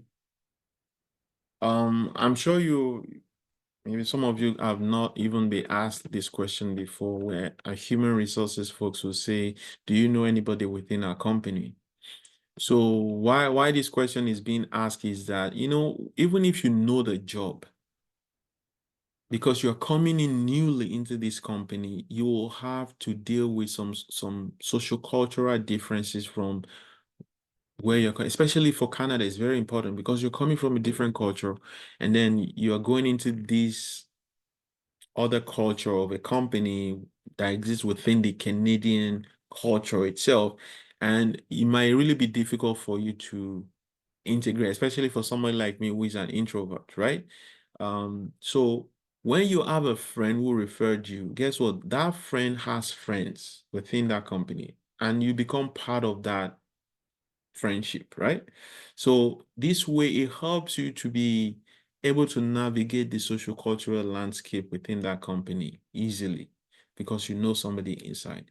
They will be the one to show you a lot of things that you never even, thought you would know because they have been in that culture and they understand the culture. And this is why you see they also hire from inside more than hiring from outside, because somebody who is doing some work already in that company already understands the culture of that company. They know where to get things on. And this is where volunteering actually is very strategic. Because as a volunteer, it gives you an opportunity to learn about the culture of that company. And then if there is an opportunity there, you're likely going to be hired or preferred than somebody who is applying randomly from outside. So this is kind of the reason. And also another one that I would like to add to it is okay, I think you guys already mentioned the one that has to do with the person who referred you, right? So yeah, that's also another reason for it. I think because whoever is referring us probably work with the candidates. Yeah, so the person can vouch for your performance, right? Trust. I like the word trust there. So when we hire people who are referred, we're hiring from a trust network rather than from random pool of candidates, right? So you can see these are the reasons why Ernst & Young is saying this. In fact, Ernst & Young actually pay their employees if the referred candidates are successful in getting the job. So it's a big deal for them. Let's just put it that way. So this is the survey. I want you to scan this survey and we can have you. So this is a way for us to see what you are doing at this time. And then I can speak to some of those things as we go. And this way you're also able to get some, we're able to gain from your own experience. So if you can, please scan this QR code and then I'll go start the survey once you are in.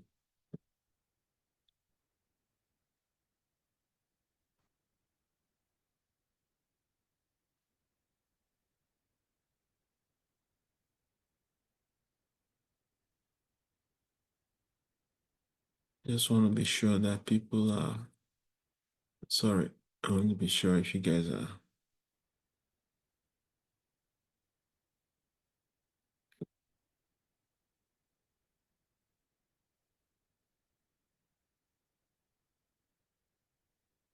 Okay, so you can see the URL there too. Okay, so let me copy the URL for you if you can use the yeah, the URL is right but below the QR code there.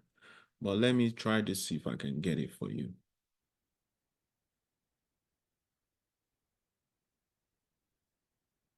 Get the QR code. I mean the link.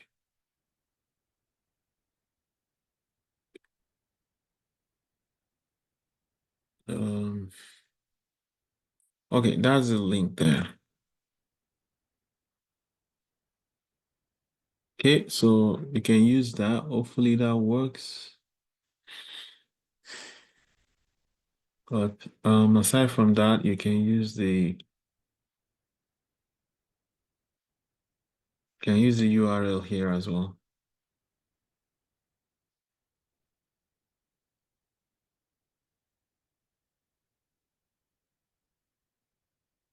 So can you confirm that you are on the survey?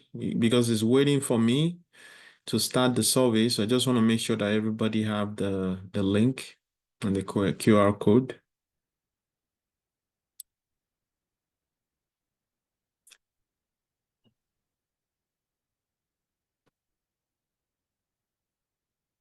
Okay, let me start the survey.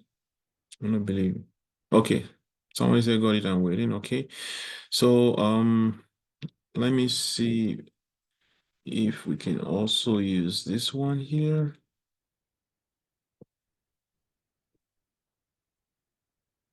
5835. Okay.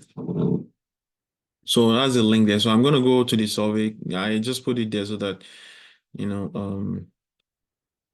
I can go to the survey. So we'll work with the survey going forward. In a sec.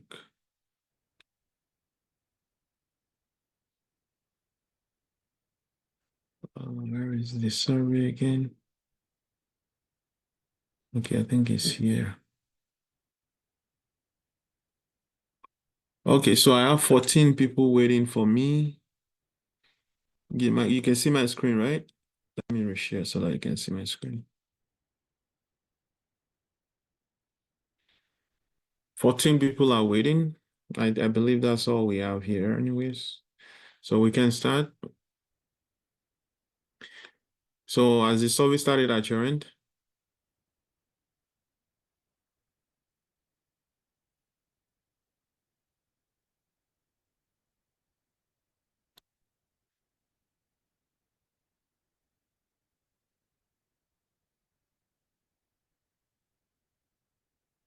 So how many referrals have you obtained since beginning your job search?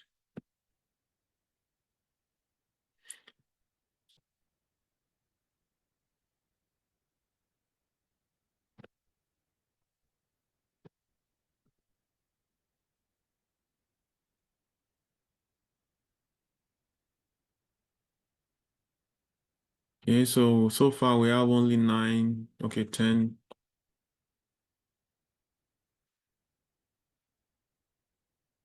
So one person here said that they've gotten 3 to 5 referrals. So who can share with us? Who is that person? Can you share with us how you have been able to get these referrals?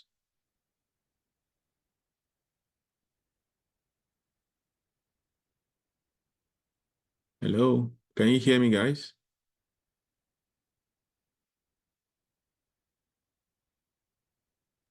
I can hear you. Oyo, is it? Yeah. No. I'm not the one, but I'm saying we can hear you. So the person Oh, should okay, speak okay. up. Yeah. Okay, so yeah, because this is an opportunity for us to rub minds. Authority, are you the one?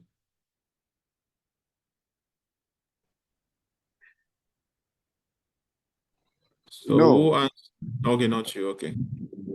Yeah, so if that person can share with us, it will be helpful. Let's know what we are probably not doing right.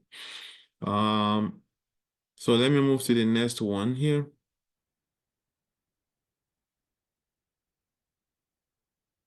Are you currently utilizing a mentor or coach in your job search?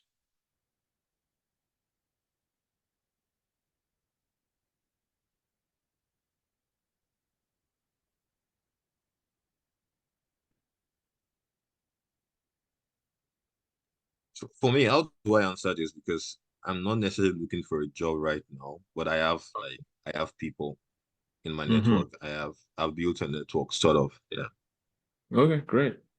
So, but I don't know how to answer this because if I say regularly, it's not like I'm actually we discuss and they're Mm-hmm. open to actually connecting me.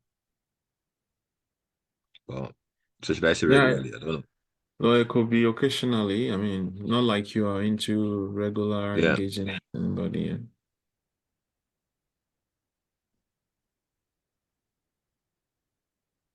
So you can see that that is skewed towards no, right? Mhm. Let's go to the next one.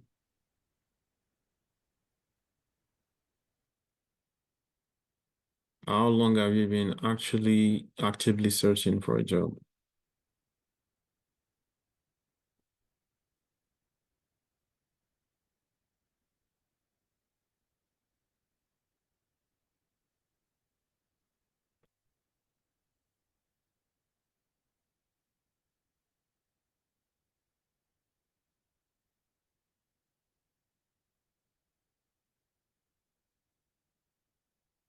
So for most people, you will see it's usually between 1 to 6 months.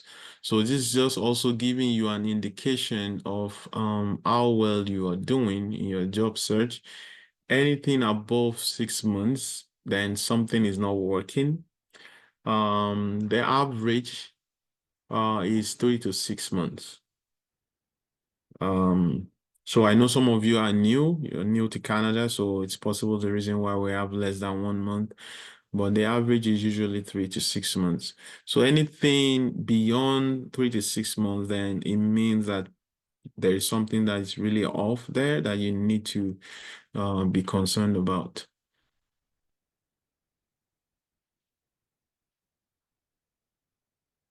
How many interviews have you had so far?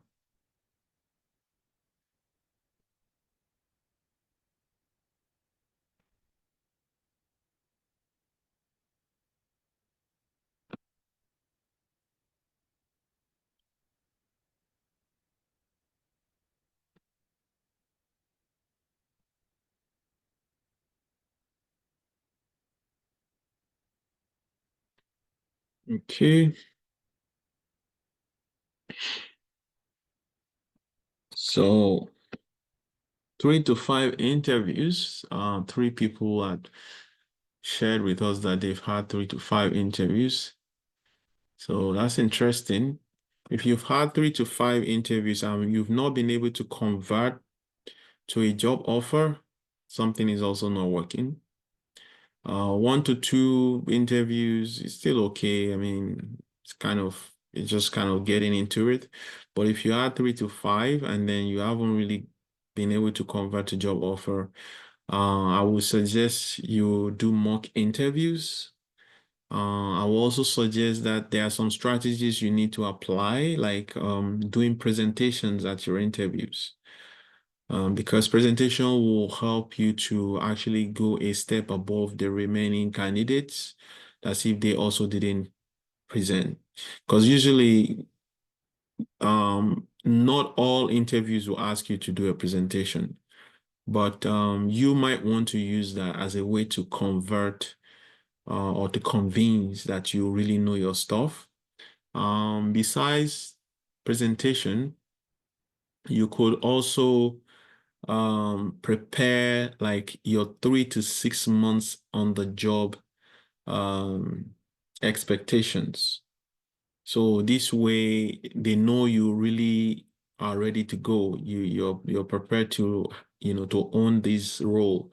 And this is the reason why you're coming up with 3 to 6 months plan. Okay. So these are some of the strategies you could use to change the scenario when it comes to converting interviews to job offer. I see Adenike hands up. You have a question? Yeah, so doing presentations, like you said, what if the interviewer didn't ask you to prepare for a presentation? Are you just going to tell them oh, I prepared the presentation slide, and do you mind if, Yeah. You ask them to give you 10 minutes to, do they wouldn't reject because, and it's also showing your level of professionalism beyond just, okay, answering their question. Like it shows your level of preparedness for the interview. So you're able to make better impression than the rest of the candidates who didn't do that.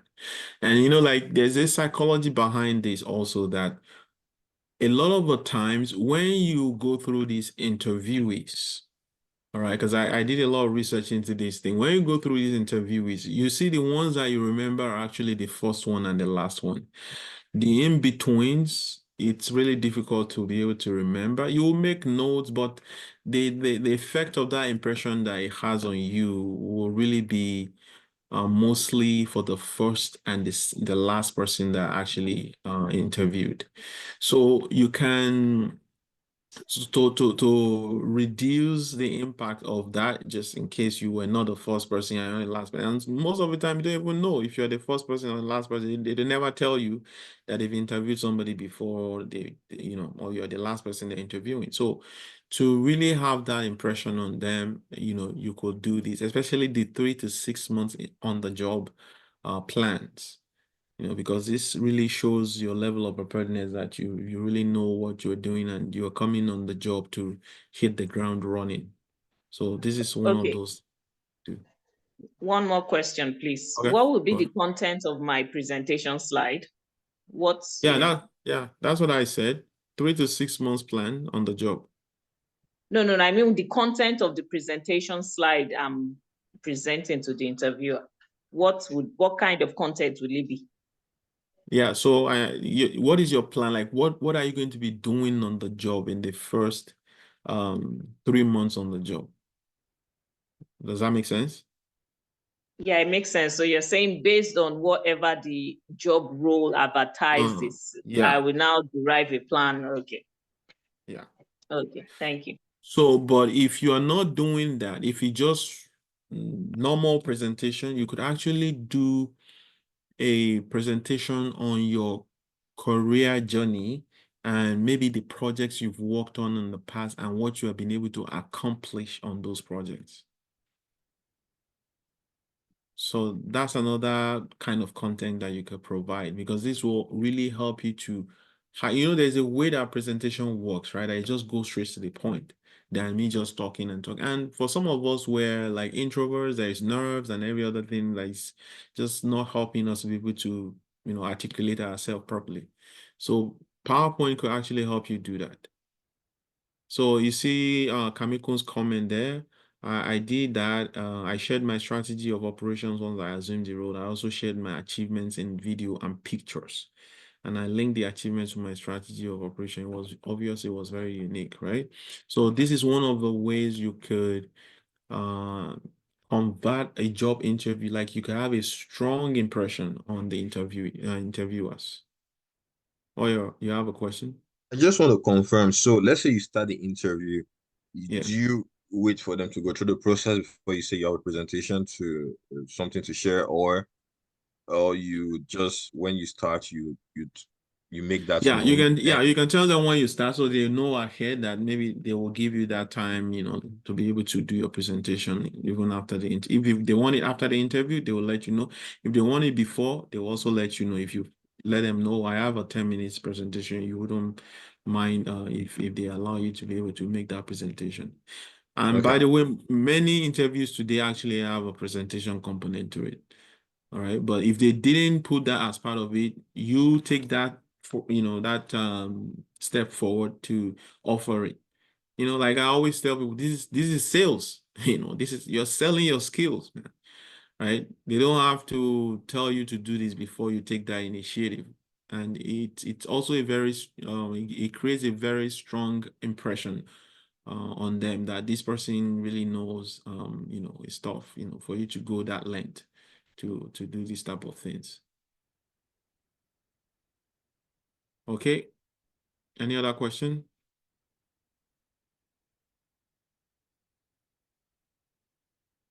Have you received feedback after your interviews?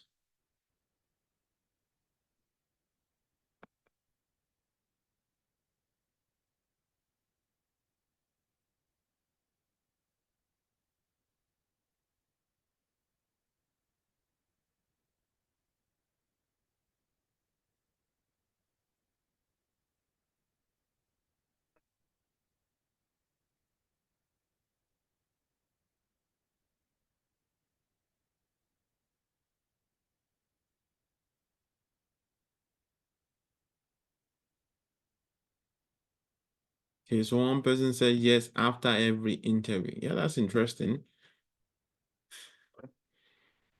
But for the most part, most people don't get feedback, as we already know.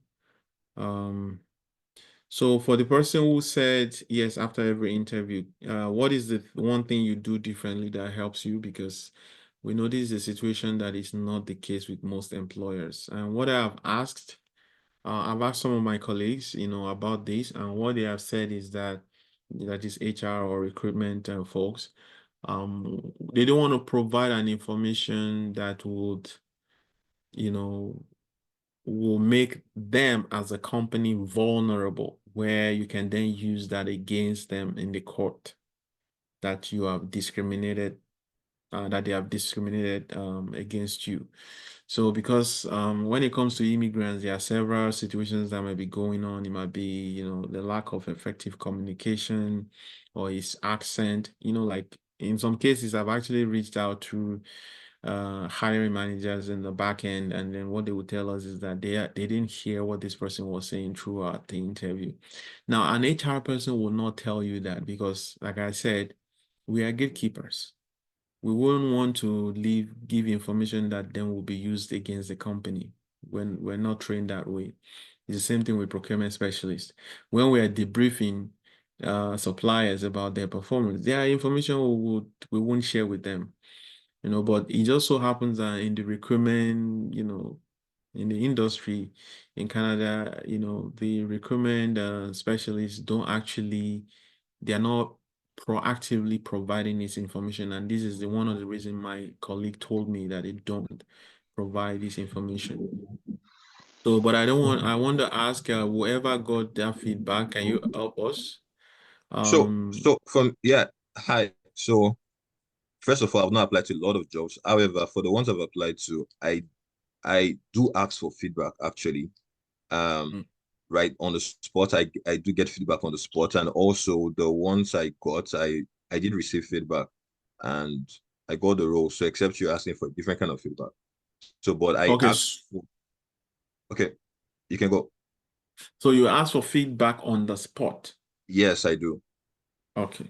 So that's another way to go about it, because what most people will do is, oh, they'll be waiting for feedback, after the interview, but rather you were supposed to ask. So they will ask you a question like, oh, do you have any question for us?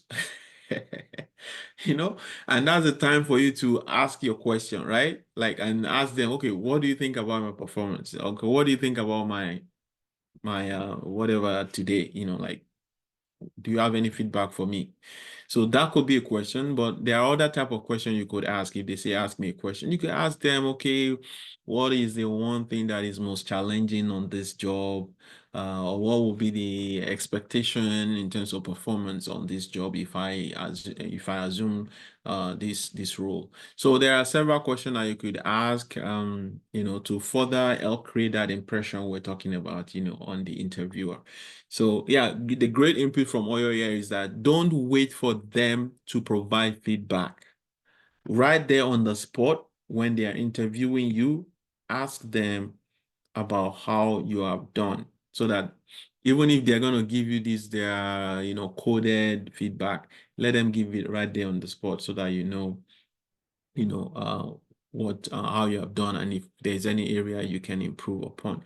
Yeah, so sometimes it could actually be tricky, because you could ask them that and then they start going around the corners and not really giving you direct information about how you have done at the interview. But it's always good to ask on the spot, is what we're trying to emphasize here. So do you have a structured job search strategy in place?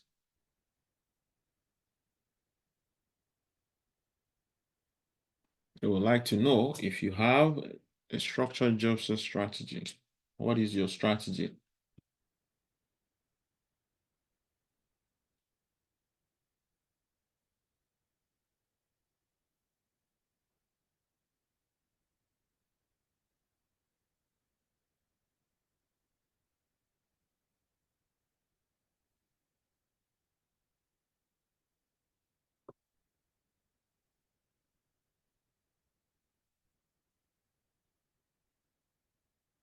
Okay.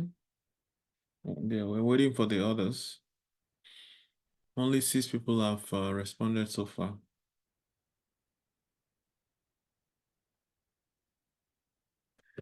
Okay, so predominantly people don't have. Oh, but I'm working on it. And then there is also, yes, but I deviate from it occasionally. So for the most people, you actually don't have a strategy. And that's what I was saying at the beginning, that if you ever have to change the way you apply to jobs today, think of it beyond just paperwork. Okay? What we have seen for immigrants, especially, is that they do what we call spray and pray.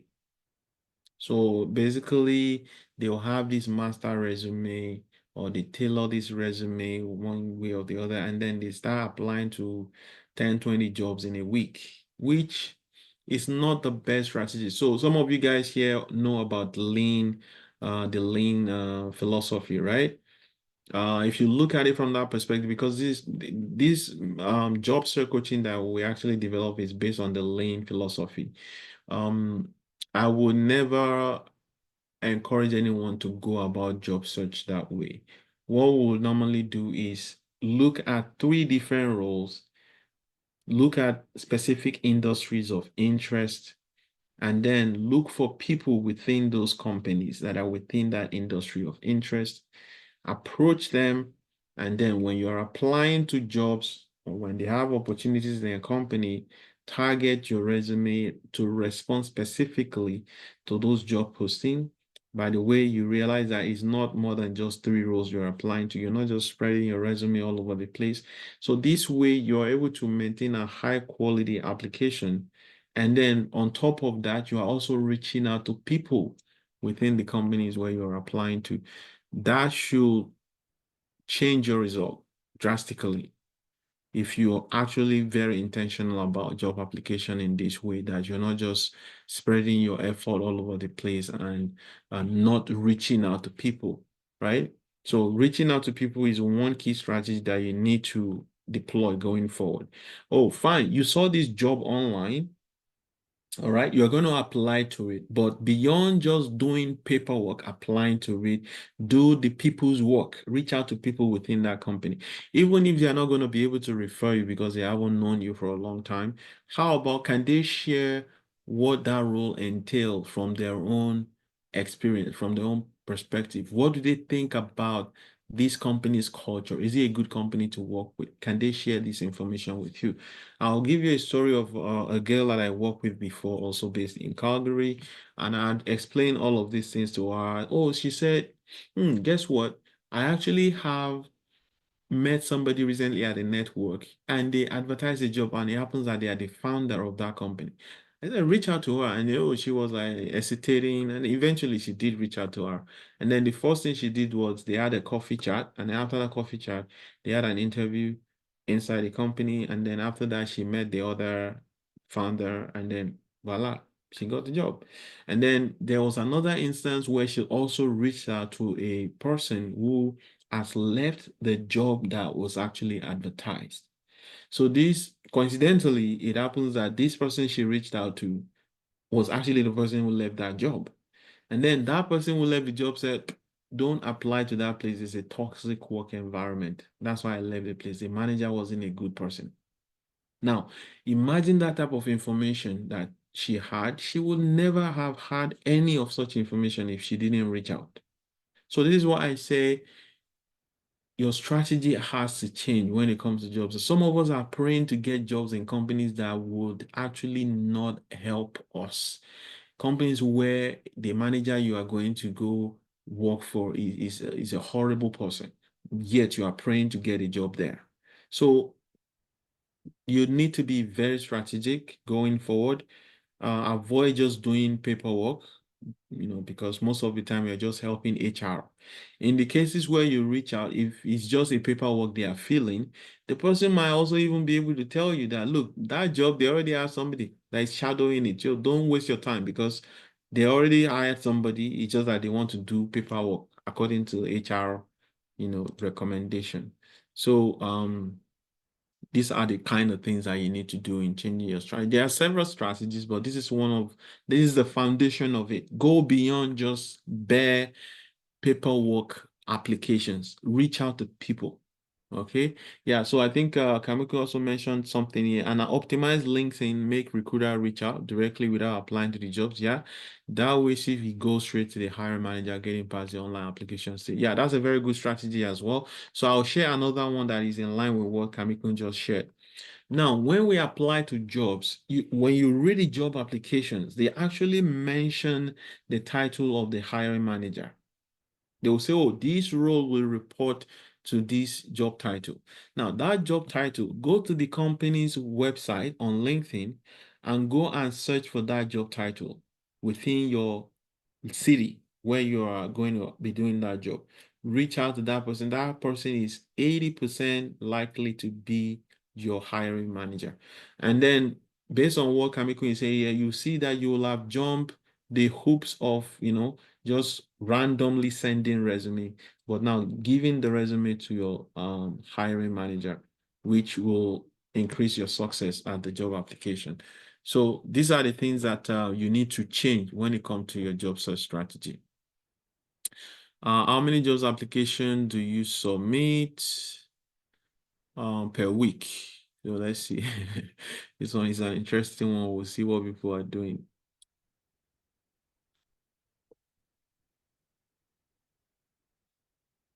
Okay, 1 to 5, 3 people. What about the others? We haven't seen their votes.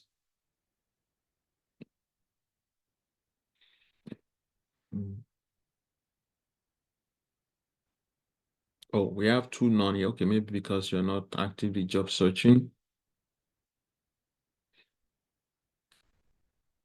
Okay, somebody said more than 10. Somebody said more than 6 to 10. Okay, so you want to review your strategy there. You want to do maximum 5 applications per week because this will help you. This is from the lean methodology. The quality of your applications will drastically improve, especially when you're also reaching out to people inside. It would really help your outcome in job search. If you're doing 10, you're doing this and that, it really means that the quality of those work that you're putting out there in terms of job applications will drop. But if you focus your effort on the ones that where you have the best fit, all right? So this also depends on the number of jobs that are advertised out there. But keep your effort focused on the one where you think you have the best match, and then target it properly. And on top of that, reach out to people within the company. That will drastically change your results when it comes to job search. How many responses have you received from recruiters regarding your job applications per week? Okay, we have to round up now. It's 10 minutes after, yes, because of the network issues that I was having.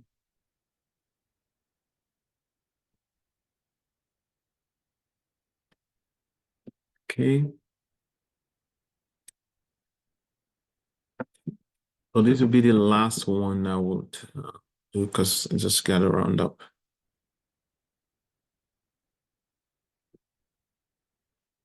Then this is almost the last questions too.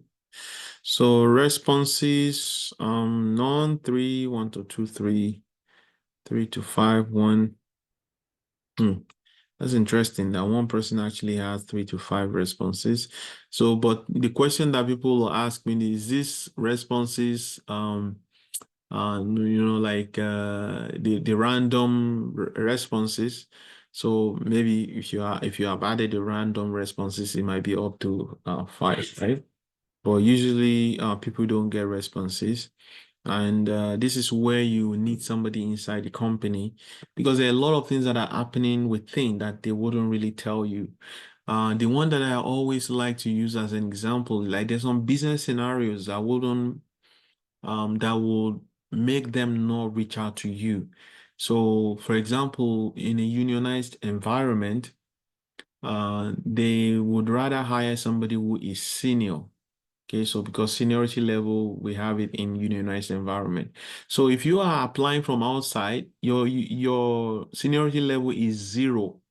So the union will always want them to justify hiring somebody from outside. And if they have not been able to do the paperwork to convince the union why they're hiring somebody from outside, the chances are you'll have gone through all these interviews and nothing will happen at the end of the day.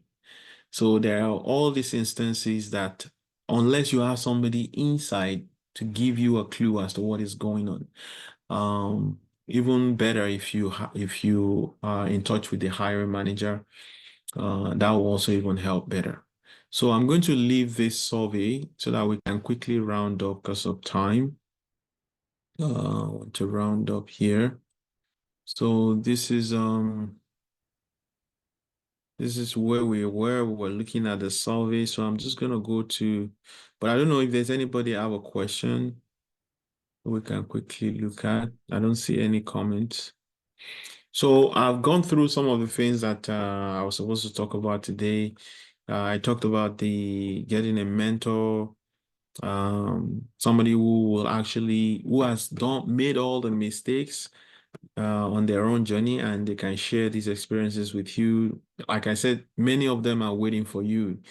They are your colleagues from back home. They are working here in Canada already. Some of them went to the same school with you. They are already here and they are settled here. They've gone through that journey you're just going through. So you need to reach out to them because there are a lot of things that they can share with you. I talk about job search strategy. There's one at all that you will need to take away with you today is socialize your job search. Job search through the hiring pyramid, as you remember, if you're going through the top, not from the bottom like the employer's doing it, you'll be spending a lot of your energy. And how do you go from the bottom up in the hiring pyramid? Is by reaching out to people within the company, reaching out to professional networks and connecting with colleagues who are in this professional network that are working in these companies, calling recruitment agencies because they have information about the opportunities that are available. Setting up a coffee chat with your colleagues within our network who are based in Calgary, who are based in Edmonton, because this helps you to be able to gain insight into opportunities that they are seeing. And the other thing I want to mention about this particular strategy is that recruitment agencies or even corporate recruiters, they are always looking to poach your colleagues from one company to the other. So this is how I know that your colleagues have access to opportunities or have access to information about opportunities in the industry. But unfortunately, you are not reaching out to them. You are not connecting with them to set up a chat or a Zoom or meet up for coffee with them, because that's where you get to know that, oh, there's actually somebody that sent something to me the other day. Let me forward it to you. The contacts are there. You might want to try it out. So these are all the different ways you go through from the bottom of that iron pyramid than going from the top where you're just randomly applying online on Indeed and LinkedIn, where most of those jobs that you're applying to are actually not, they actually found somebody, for them already. So networking, I just want to emphasize here that networking is about adding value. So you join our network here. How can you add value? Can you add value to the guys that you are meeting on the network? Can you connect others? So when we say value, people think this thing like it's a big thing. I know somebody like Oyo has brought like I think 3 or 4 guys into our network so far. So this is adding value. So you see something of value and then you extend it to the other guys, right? By bringing them into the network, there are a lot of dynamics, of things that happens within that network, whereby it leads to more opportunities, not only for Oyo who got to contact us first, but also for the other guys. Has a multiplying effect. And, this helps to further strengthen relationships, because this person also will see what Oyo has done in terms of bringing them into our network. And in future, they come across something, the first person they think about is him, because they know this is the person that reach out. And this is how psychologically, this is natural, is how it works. You help me, I help you. You remember me, I remember you. You take interest in me, I take interest in you. So this is what adding value means. It's not really about doing something huge per se. That person who posted something on LinkedIn, and this person is somebody who you really like to connect with. How about making a comment in that post? How about reposting that and tagging them? So all of these things are adding value at a small level that will yield even bigger impact, going forward. So I don't know what's happening with my camera. Yeah, I thought I was online all this time. Are you guys seeing me? Because I'm not seeing myself here.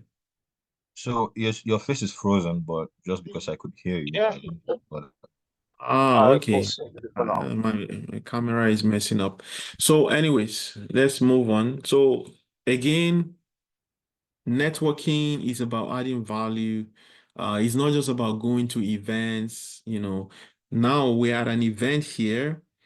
One way you will network effectively here is these guys that you see here.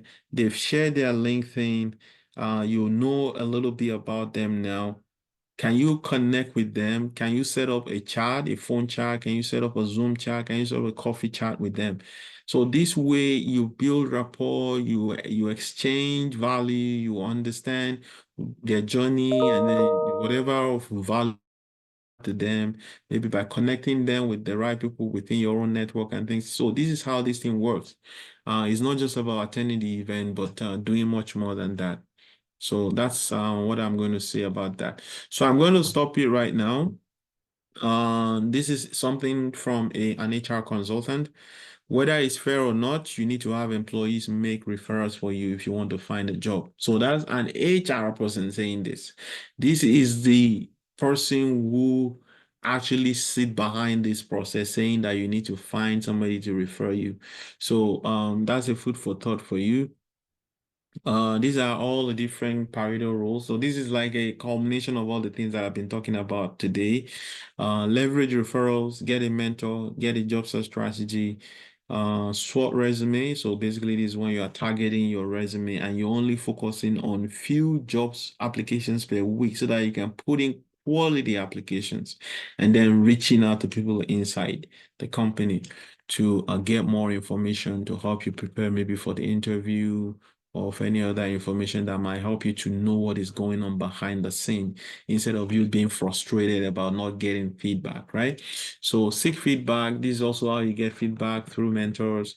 One way I did it when I came in newly was I had what we call a journal, a job search journal. So where as I was going through this processes, I was jotting down my experience. I was jotting down the questions that I was being asked. Because usually when you go to these interviews, you are under nerves and you're not really answering the best way you can. So you come out of the interview and you remember this question, and you'll be like, oh, I messed up there. And then these are the things that, keeps telling us that we're not good enough. But if you write them down, the questions down, and then write it the way you should have answered it, guess what? That question is still going to be asked again at another interview. But this time you are better prepared because you wrote what should have actually been done. I mean, the question should and the answer should actually as I've responded with, so that when you now get asked the same question later, you're responding with confidence this time. So journaling helps, but also having a mentor really helps, and also getting feedback maybe through the contacts that you have made within those companies where you're applying to. I started with the philosophical concept of your response to this situation is really what gets you, that makes you to be successful. So here again, we have upgrading your mindset. So our mindset, in a way, it's such a thing where we always focusing on success, but not realizing that failures actually are leading us on the path to success. So, what can you learn from those failures? What will be your response to those rejections, to those, random feedback? Instead of saying, oh, it has happened again, oh my God, or whatever type of emotional response, why don't we ask, what can we do differently, to get better results? Okay, so who can I meet to get more information to help me get better? So these are the kind of questions that will help you respond properly to these situations when they are happening, especially when you are on your job search journey. So that kind of concludes my presentation today, but I hope it has been of help. Like I said, this is just the first session of the different series under this job search roadmap. We have the one on LinkedIn, we have the one on short resume, we have the one on informational interview, which is how do you engage people that you connect with either through the companies or through your network on LinkedIn? How do you engage them towards leading to that result that you're looking for? So all of this series, we will do a deep dive into them going forward. I think this is the second phase of the year, so it's like the second time we're going through this series.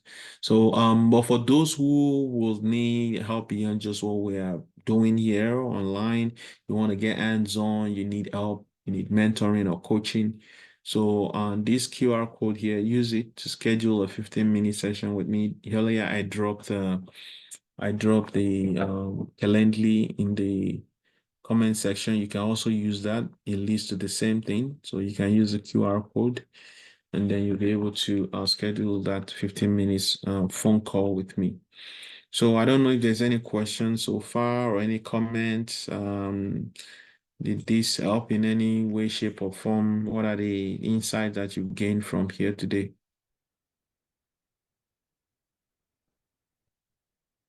Anybody?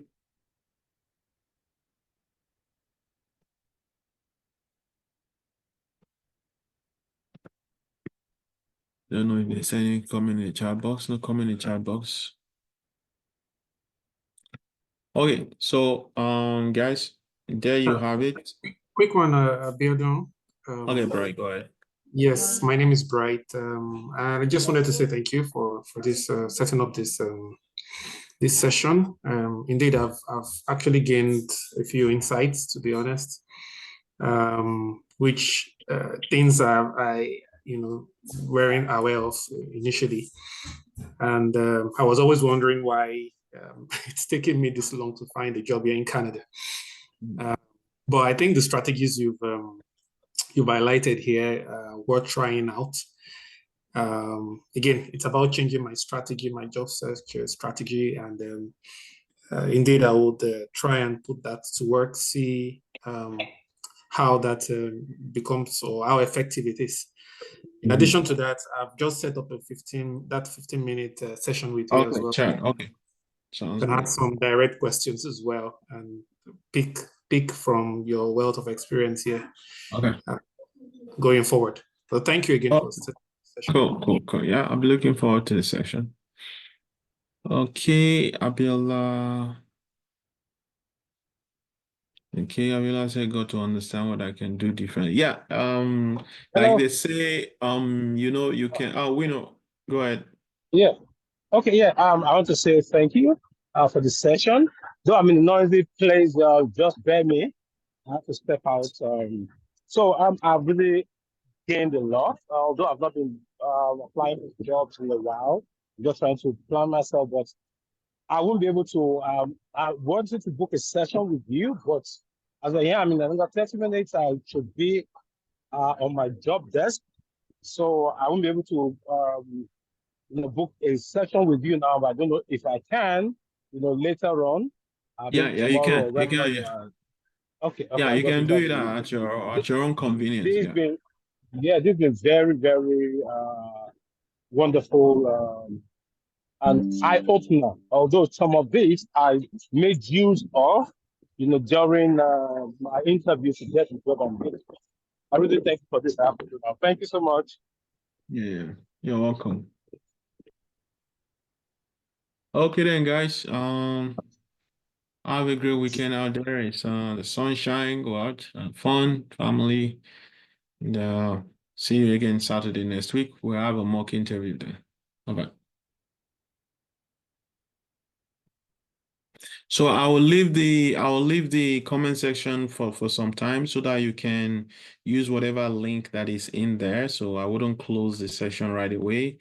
So I'll come back and see if people have really gone out, and then I can close the session. So, but have a great weekend, guys. Bye for now. Thank you. Thank you so much. Thank you. Thank you. All right. Yeah, thank you. Bye. Bye. Thank you, Abiodun. Hi, you're welcome, Abini. Thank you. Thank you so much. You're welcome.